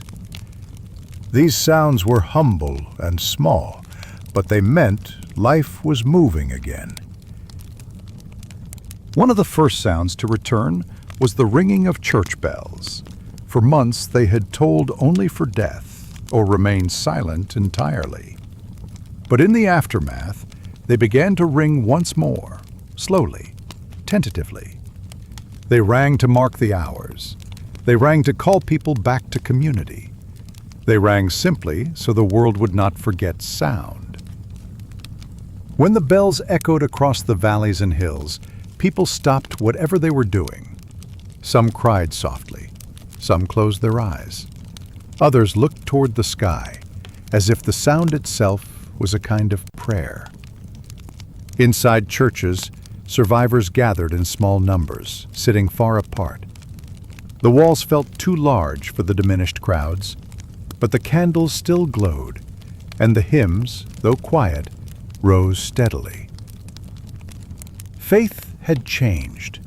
It had softened, become more human, less certain perhaps, but more tender. The aftermath of the plague shaped new customs, gentle rituals formed to help people navigate grief. Some families left bowls of fresh water by doorways, believing it cleansed sorrow. Others lit candles at dusk, one for each person lost, letting them burn until the sun rose.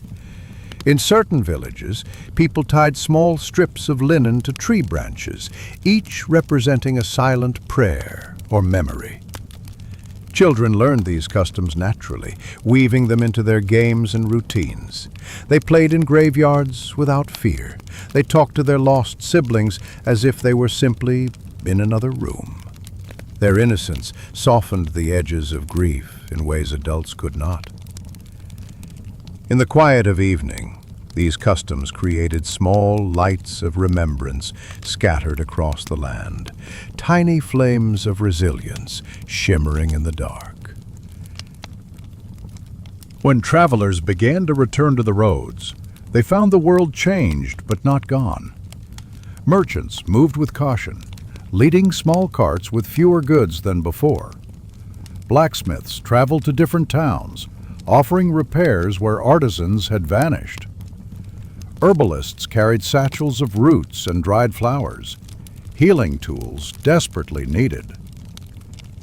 Trade routes reopened slowly. Markets started with only a handful of stalls. Goods were exchanged quietly, without the loud bargaining of years before. A merchant might pause in the middle of a trade to ask gently about someone who used to live there. Sometimes he heard an answer. Sometimes he received only a quiet shake of the head. Yet even these subdued exchanges helped stitch communities back together. In the aftermath, people shared stories, not the grand tales of heroes, but simple recollections.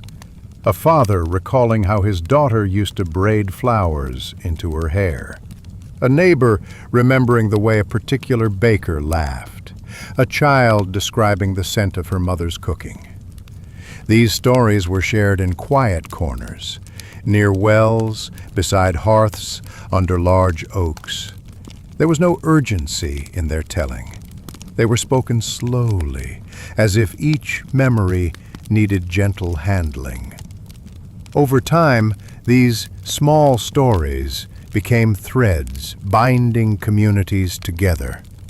People learned each other's griefs, but also each other's hopes. And gradually, very gradually, new stories began to form. Stories of survival, of rebuilding, of moments when laughter returned unexpectedly, small at first, then growing. Children born after the plague carried within them a strange inheritance, a world reshaped by silence. They grew up in quieter villages, with more space between houses and more sky visible through gaps where homes once stood. They learned to be resourceful, helping in fields and workshops earlier than children had before the plague. But they also carried a certain gentle resilience. They asked questions their parents hesitated to answer. Why are there empty houses? Why do we light candles at night? Why do people cry when the bell rings? Their innocence brought light to weary hearts. Every new birth was a soft promise, a whisper that life, though wounded, would continue. Months after the worst had passed, something remarkable began to happen. People laughed again. It often came unexpectedly, a slip in the mud, a child's mispronounced word, a dog chasing its own tail. The laughter was small at first, fragile and surprised. It felt almost like an echo of something forgotten. But laughter, once awakened, has a way of returning. Soon it appeared at communal meals, in the fields, during simple gatherings. It carried a different quality than before the plague, deeper, more appreciative, more aware of its own rarity. The world grew softer, not because the suffering had vanished, but because people had learned the profound sweetness of even the smallest joys. Over time, the physical scars of the plague faded. Fields were replanted, shops reopened, roads cleared. But some marks remained. A lone stone bench where someone used to wait. A patch of wildflowers growing over a collapsed cottage. A tree planted in memory of a lost child. These quiet memorials were not formal monuments. They were woven into the land, into routines, into the gentle patter of daily life. And those who lived through the plague carried these memories not as chains, but as lanterns, soft lights guiding their steps into the future. The aftermath of the plague did not restore the world to what it once was. It created something new, a quieter, more thoughtful world, shaped by those who survived and those they remembered. People learned to cherish the smallest things, the sound of footsteps returning to the street, the warmth of a shared meal, the chiming of a bell at dawn. the soft laughter of a child. They carried the silence with them, but not as a burden. It became a reminder, a gentle echo of the past, a space in which new life could grow. And slowly, steadily, the world exhaled and began to live again. Life did not return all at once. There was no grand awakening, no sudden rush of energy. Instead, it unfolded the way dawn spreads across a sleeping field, slowly, softly, almost shyly. The world that emerged from the plague was fragile, bruised, but breathing. The sun rose on quiet streets, and in those streets people began to move again, their steps small and uncertain. Every gesture, opening a door, lighting a hearth, sweeping a path, felt like an act of defiance against the darkness that had passed. This was not the return of life as it had been. It was the birth of a gentler world, shaped by memory and carried forward by those who remained. One of the first signs that the world was returning was sound. For so long, everything had been wrapped in stillness. Now, noises that had once been ordinary felt astonishing. A bucket being set on a stone step, the rhythmic sweep of a broom, the soft thud of a door closing. These small echoes carried a kind of wonder. Children pointed at the noises and laughed softly, as if hearing them for the first time. Adults paused to savor them, letting sound fill the spaces where silence had lived for so long. Animals, too, reclaimed their voices. Cows lowed in fields that had grown wild. Chickens clucked as they pecked through scattered straw. Dogs barked, not with urgency, but with recognition. These everyday sounds became a kind of music, a quiet symphony announcing that life had begun to stir again. In many homes, the hearth had grown cold. Now, people began lighting fires again, not just for warmth, but for comfort, for the sense of continuity it brought. A flame flickering in a stone hearth felt like a promise. The scent of wood smoke curled through the air, rising through chimneys that had been dormant. Meals simmered in pots once more, filling houses with familiar aromas, stews of barley and root vegetables, hearty broths, and freshly baked flatbread warmed on stones. Families and neighbors gathered around these hearths quietly. Conversations were soft. Moments were unhurried. Even those who lived alone lit fires each morning simply to feel the presence of warmth. The hearth had always been the heart of the home. Now it became the heart of recovery. As spring arrived, fields and meadows transformed with new urgency. The earth, untouched for seasons, had grown unruly. Grasses tall, edges wild, boundaries blurred. But beneath this wildness, the soil waited patiently. Farmers stepped into their fields with tools worn by time. Their movements were slow but steady. Each gesture, turning soil, cutting back weeds, scattering seed, felt like renewal, a quiet conversation between human hands and the land that had outlasted loss. Neighbors worked side by side, even if they had not spoken in months. Words were unnecessary. Their synchronized movements carried meaning. We are still here. We are rebuilding. Life continues.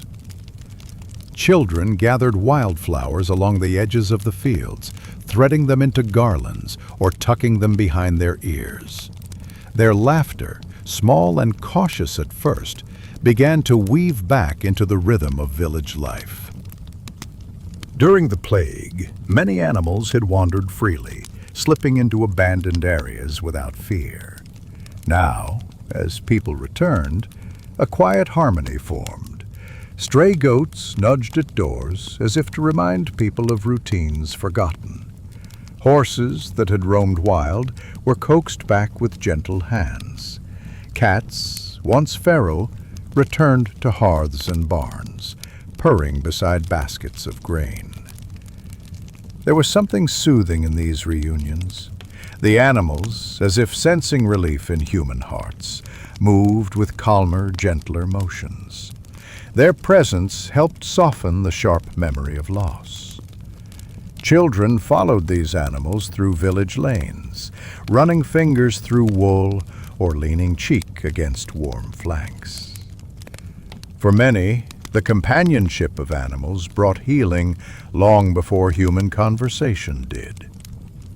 Markets were among the last places to revive, for they required trust, a willingness to gather, to share space, to interact. But once they returned, life seemed fuller. The first markets were modest. A few baskets of apples, some bundles of herbs, a small selection of cloth. Merchants spoke gently, offering their wares with quiet voices. Buyers stood apart, each move deliberate. But even small exchanges, a coin placed in a palm, a loaf of bread traded for eggs, felt miraculous. Over weeks, colors returned, dyed fabrics, pottery glazes, wildflower bundles, fish laid out on wooden boards, baskets of roots and late spring greens. The market no longer rang with loud bargaining. Instead, it hummed with soft conversation, people relearning the sound of community. The plague had shattered many families, but in its wake, new ones formed, not through quick decisions or bold declarations, but through small, shared routines. A widow helping her neighbor mend a roof, two surviving families eating meals together each evening, an orphaned boy taken in by the blacksmith, learning slowly to shape iron. These bonds grew quietly, without ceremony. They were practical at first, born from the need to survive, but over time affection took root. Villages became patchworks of these new families, held together not by blood, but by shared endurance. The sense of belonging returned gently, like moss covering old stone. Before the plague, music had been a natural part of life. Afterward, it took time for song to return. The first melodies were simple hums, often sung at work or while stirring a pot. Lullabies came next, offered gently to children who struggled to sleep in the newly quiet world. Traveling musicians eventually returned to the roads, carrying lutes or flutes. Their songs were not lively. They were soft, meandering tunes, songs that felt like sighs, songs that held memory gently within their notes. People listened quietly. Some wept. Others closed their eyes and let the music cradle them. Slowly, instruments became part of gatherings again.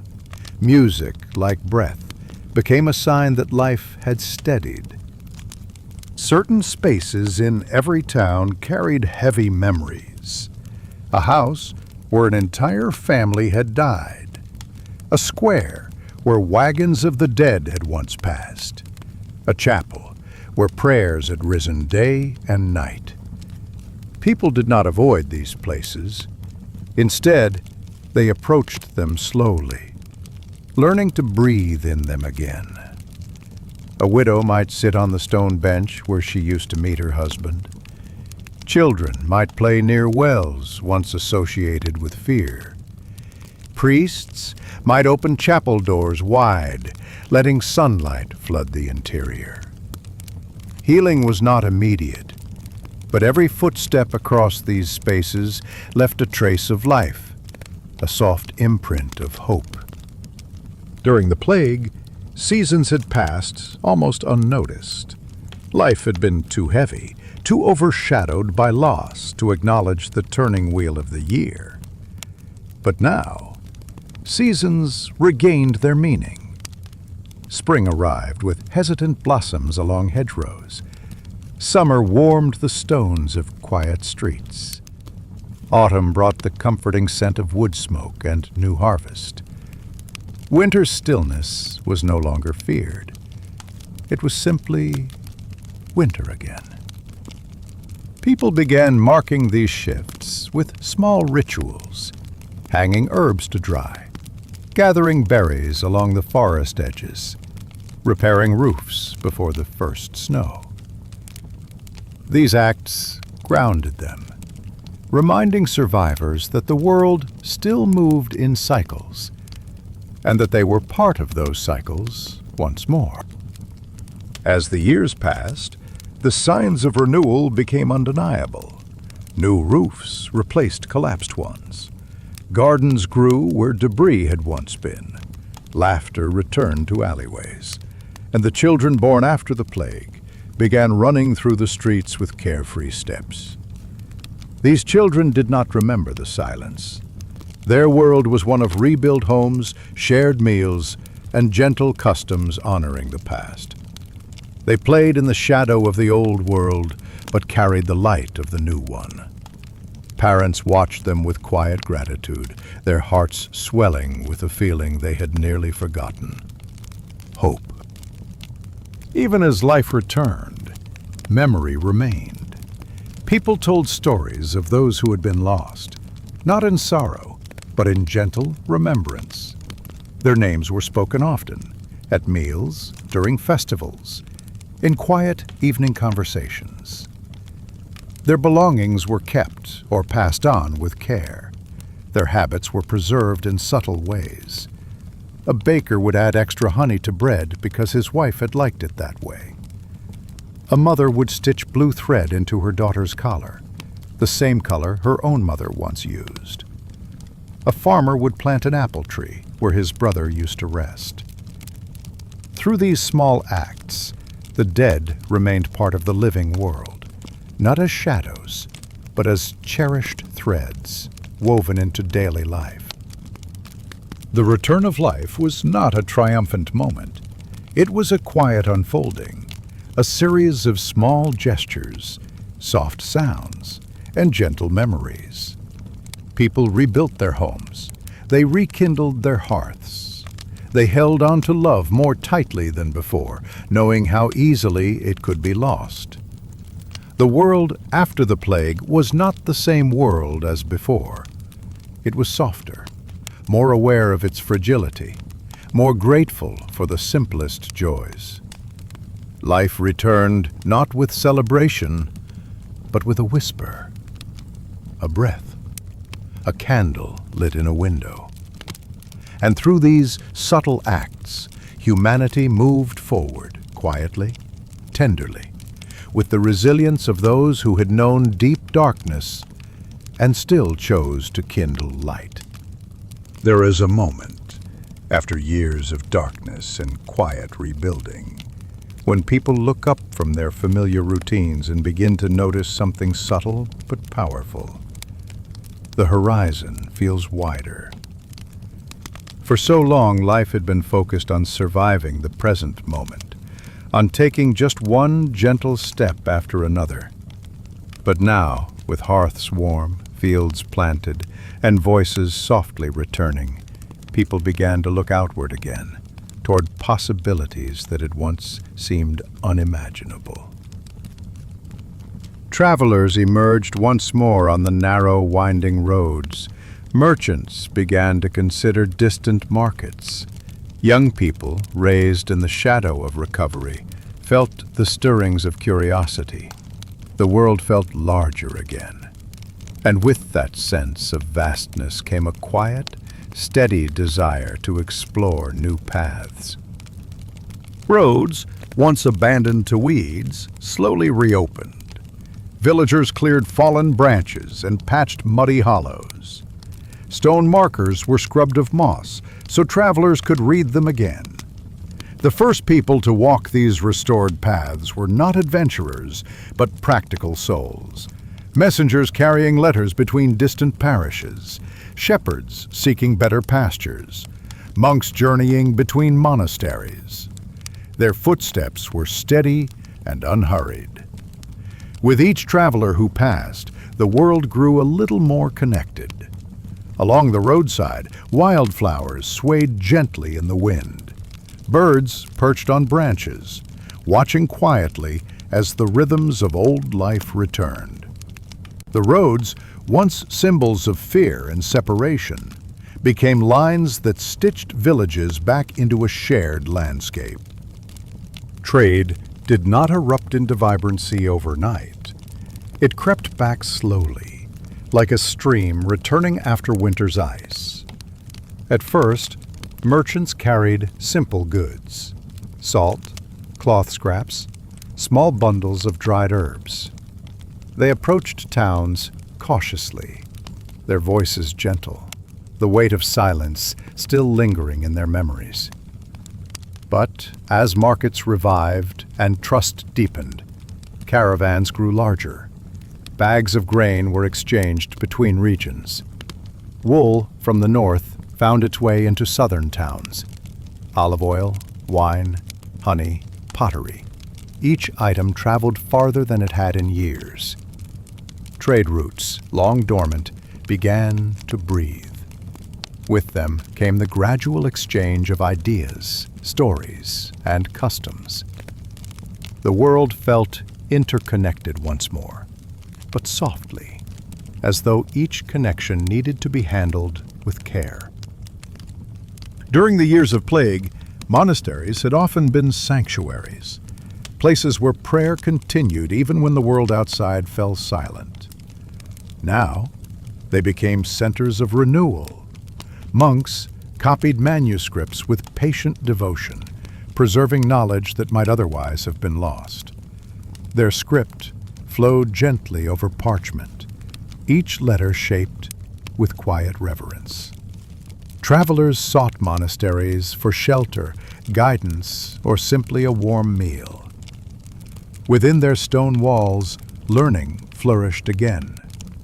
Gardens behind cloisters filled with herbs used for healing. Libraries grew heavier with restored texts. It was inside these quiet sanctuaries that many people first began to dream again, not of grand futures, but of a world that could be rebuilt with care, wisdom, and reflection. The plague had taken many masters of craft: carpenters, weavers, potters, tanners. But in the years after, a new generation slowly stepped into these roles. Young apprentices learned to shape clay into vessels with curved, graceful lines. They learned to stretch fabric on wooden looms, letting threads move in patient rhythm. They learned to work iron in forges that glowed softly against the early morning dark. Craft was no longer simply a trade. It was a form of healing. Each bowl fired in a kiln, each plank planed smooth, each woven cloth represented continuity, proof that life could pick up threads that had once been severed. Workshops echoed with sounds of creation: a hammer's tap, a wheel's turning, hands smoothing newly finished surfaces. These sounds filled the silence with purpose. Among the travelers on the reopened paths were pilgrims. Some walked to distant shrines. Others sought places where miracles had been rumored. Some walked for reasons they could not name, only that movement felt like restoration. Pilgrimages were never hurried. Pilgrims moved with quiet reverence, often alone, sometimes in small groups. Their footsteps created a slow rhythm along the roads. At night, they rested in barns, churches, or under the open sky, where stars shimmered with the same steady light they had offered to countless travelers before. These journeys brought a meditative stillness to the land. As pilgrims walked, they carried hopes for healing, forgiveness, or clarity, and the roads welcomed them like old friends. As travel and trade revived, distant communities began reconnecting. Villagers heard news from cities they had assumed destroyed. Farmers learned of harvest patterns in far-off regions. Stories, once confined to small circles, flowed again like streams feeding a river. But the greatest gift of these connections was not information. It was belonging. People began to understand that they were part of something larger than their own village or parish. Shared struggles and quiet triumphs tied communities together. Letters were exchanged, friendships rekindled. Goods moved from region to region, each item carrying the touch of a distant hand. The world, though still fragile, felt whole again. In the wake of the plague, some families sought new beginnings. They traveled beyond familiar fields, past forest edges and rolling hills, searching for land where they could build a life shaped by their own hands. These new settlements were quiet places, clusters of wooden cottages, gardens planted near riverbanks, orchards nurtured where none had grown before. The work was hard, but it was steady, honest, and filled with meaning. For many, the act of creating a home from untouched earth offered a sense of renewal deeper than any ritual. It was proof that the world still held space for hope. The land welcomed them gently. Birdsong returned. Wind moved softly through young trees. The river offered water and a sense of constancy. Here, new paths literally took root. Before the plague, many schools had been simple rooms in churches or homes. Now, as life regained its steady rhythm, learning became an act of faith in the future. Children gathered again around low wooden tables, tracing letters in sand or ink. Elders shared knowledge of herbs, stars, seasons, and crafts. Traveling scholars visited towns, carrying not only texts, but stories of distant lands. Curiosity, long muted by hardship, quietly reawakened. People looked at the night sky with questions. They studied plants more carefully. They listened to foreign travelers with eager attention. A gentle intellectual stirring spread across the land, not urgent, not ambitious, but deeply human. The plague had disrupted old traditions, but from its ashes, communities formed new ones. Some customs honored those who had been lost. Others celebrated the resilience of the living. In some villages, people placed a candle in their window each year on the night the silence had broken. In others, families planted a tree for each child born, symbolizing renewal. Some towns held quiet festivals of gratitude, where songs were sung not loudly, but softly, in remembrance and hope. These new customs were not extravagant. They were simple gestures woven into the rhythm of life, helping people feel connected to each other and to the passage of time. A generation was growing up who had not lived through the worst years. Their memories were filled not with silence and fear, but with the sound of rebuilding, community, and gentle hope. These young people dreamed differently. Some imagined traveling beyond the furthest hills. Others longed to build roads or to learn trades in distant towns. Some wished to join monasteries, to study texts preserved through hardship. Some simply wanted to raise families in peaceful villages. Their dreams, though varied, shared one trait. They were all rooted in the belief that the world could grow, could stretch outward, could offer beauty and meaning. And in this belief was the true sign that humanity had begun to heal. New paths do not appear overnight. They emerge quietly, shaped by footsteps, softened by time, and guided by hope. In the years after the plague, people did not rush forward. They moved gently, with reverence for what they had endured. Each road walked, each craft learned, each dream whispered, helped stitch a new world from threads of the old. The future did not arrive all at once. It came in small moments. A traveler setting foot on a newly cleared road. A child tracing letters for the first time. A candle burning in a window. A farmer planting a sapling in a field made fertile by resilience. The new paths ahead were not simply roads on a map. They were lines traced across the human heart, guiding people toward a world quieter, wiser, and filled with the soft light that follows the darkest night. History rarely leaves clean endings. Even when the noise fades, even when life moves forward, the memory of what happened rests quietly beneath the surface, a soft echo, shaping what comes next.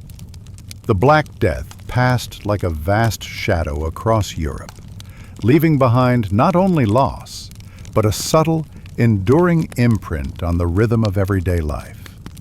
Its legacy was not written only in chronicles or carved into stone.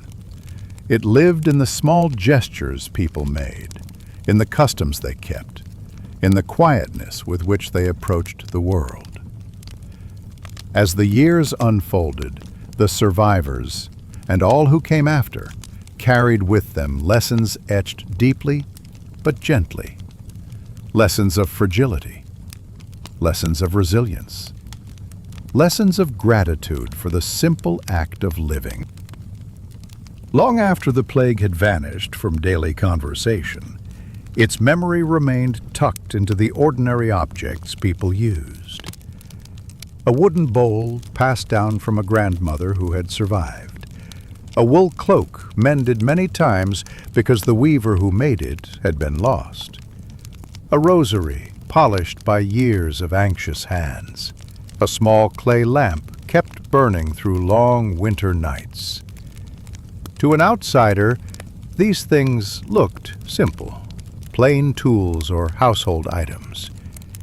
But to the families who held them, they were reminders of endurance, of nights spent in prayer, of meals shared when food was scarce, of warmth in a cold, uncertain time. These objects carried not sorrow, but reverence. They grounded people in the knowledge that life had been fragile once and could be again, so every moment mattered. For generations, the Black Death was spoken of in hushed tones. Parents didn't recount dramatic stories to their children.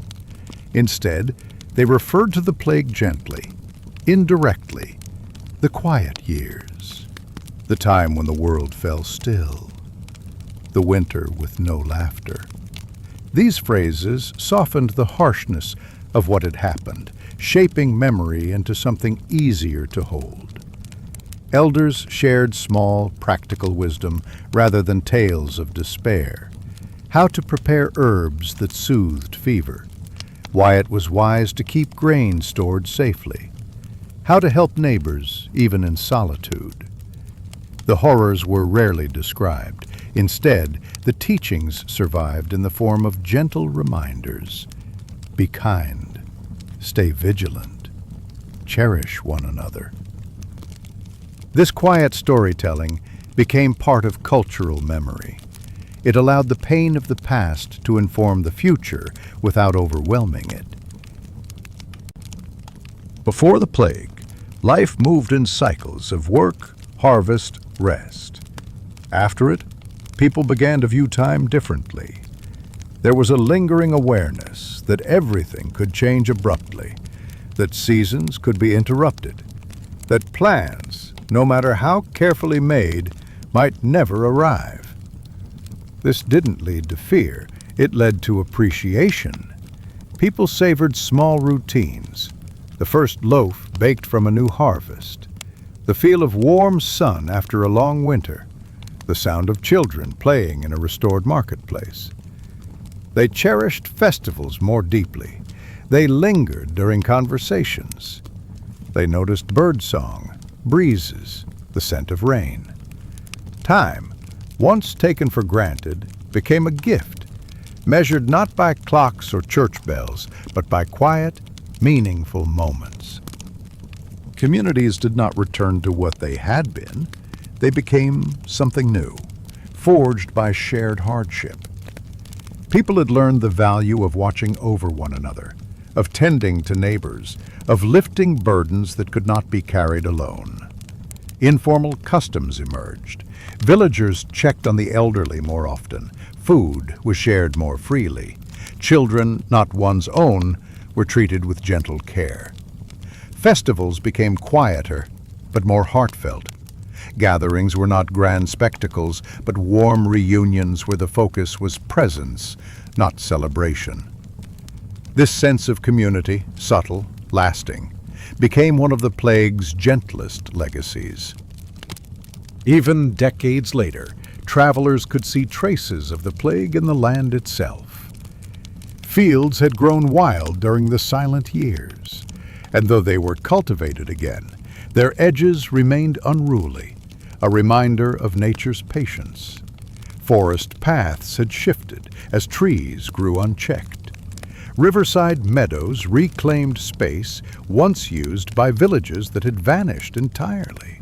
Shepherds would sometimes find old foundations hidden beneath moss, or pottery shards in the soil. Small whispers of communities that had not returned. These landscapes were not mournful. They were serene, touched by a sense of peace, a quiet coexistence between memory and renewal. Craftspeople didn't just rebuild their trades, they transformed them. Some techniques had been lost entirely when their masters died, but new methods arose, born from experimentation, necessity, or inspiration from distant travelers. Weaving patterns shifted subtly. Pottery forms became simpler, more functional. Woodworking styles developed softer curves, perhaps reflecting the gentler mindset of the rebuilding years. People took pride not in perfection, but in continuity, the act of shaping, making, creating. Each piece of work held both memory and hope. And because many crafts had begun again from near silence, their new forms were touched by humility. Faith changed, but not in dramatic ways. Churches still held Mass. Monasteries still sang their daily prayers. Pilgrimages still filled the long roads. But beneath these familiar rituals, a softer shift occurred. People began to see faith not only as a shield against fear, but as a companion in everyday life. Prayer became less about pleading and more about gratitude. People asked less often why the plague had happened, and more often how they could live with compassion and awareness afterward. In many places, small shrines appeared along roadsides or near wells, simple wooden crosses, candles in clay bowls, tokens of remembrance. These shrines were visited quietly, not with ceremony, but with gentle reflection. Faith became less grand, more intimate. Before the plague, illness had often been met with fear or superstition. Afterward, communities learned the importance of calm, patient care. Families kept herbs on hand, sage, rosemary, thyme. Villagers shared remedies freely. People checked in on one another more often, bringing broth, warm cloths, or simply quiet company. There was a collective understanding that gentleness was part of healing. Even when illness was mild, care became an act of compassion, a way of honoring memories of those who had been lost. Doctors and healers, though still limited by the knowledge of their time, approached their craft with deeper humility. They listened more carefully. They observed more closely. They recognized the value of comfort as much as cure. A generation grew up who had never known the plague, yet its memory shaped their lives in quiet ways. They were taught to be patient, grateful, attentive. They learned the importance of tending to the land, of caring for the vulnerable, of honoring elders' stories. Their games took place in meadows that had once been silent, their laughter echoing through streets once deserted. Some children heard stories of the plague only in fragments, but those fragments instilled a sense of gentleness. They did not grow up fearful, they grew up mindful. Their awareness of fragility made them calmer, kinder, more grounded in the present moment. In this way, the plague shaped future generations not through trauma, but through understanding. Of all the legacies the plague left, silence was the most profound. Not the heavy silence of fear, but the reflective silence that came after. Families spent evenings sitting together by hearths without feeling the need for constant conversation. Travelers paused on hillsides to simply observe the landscape. Monks walked cloister paths with deeper attentiveness. Villagers stood at doorways at dawn, breathing in the quiet morning air. Silence became a form of gratitude, a reminder of what had been lost, but also of what had been restored. This gentle stillness shaped the character of entire communities. It softened spirits. It opened hearts. It allowed space for healing long after wounds had closed. Even as people rebuilt, they understood something they had not understood before. They were not alone. The plague had touched all, villages and cities, nobles and laborers, young and old. And in the years after, this shared memory created a subtle but powerful bond between people across regions and kingdoms. Hospitality grew warmer. Travelers were welcomed more readily. News was shared with greater care. Help spread more quickly across distances. This quiet interconnection shaped the culture of Europe for generations, influencing art, thought, trade, and faith. It was not a loud legacy, but it was a lasting one.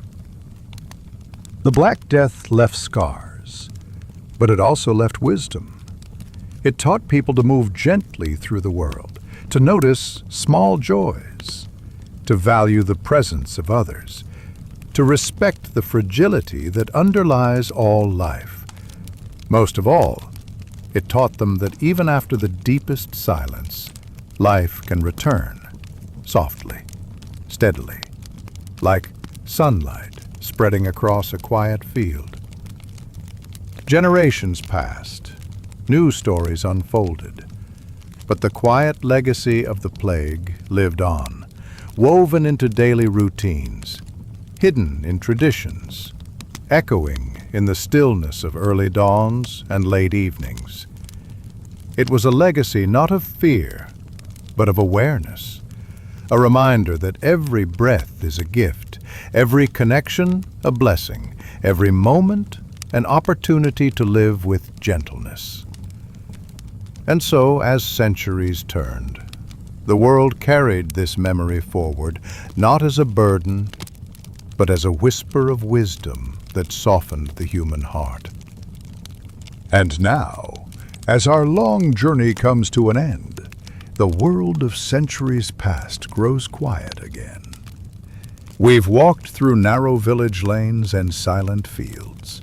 We've stood beside worn stone churches and watched the slow return of life after unimaginable loss. We've listened to the whispers of chroniclers, the footsteps of survivors, the fragile resilience of those who carried the world forward. one small day at a time. And now, all of it fades gently into the night. You've taken in enough for today. The past no longer asks anything of you. It simply settles, like a soft memory, somewhere far behind your thoughts. Let the world of medieval streets slip away. Let the candlelight dim. Let the voices of history grow faint and tender, like a lullaby drifting across a quiet room. Whatever weight you carried today, you can set it down now. You are here, in a safe and peaceful place, where time slows, where breath becomes softer, where rest begins to rise around you like warm evening air.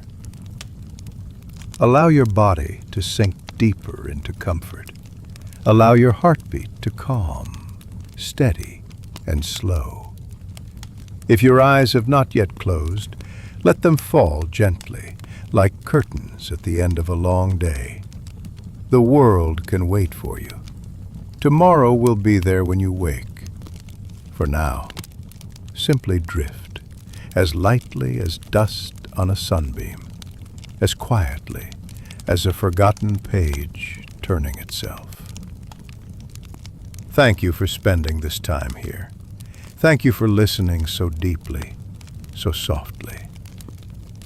Sleep well, rest fully, and may the night be kind to you.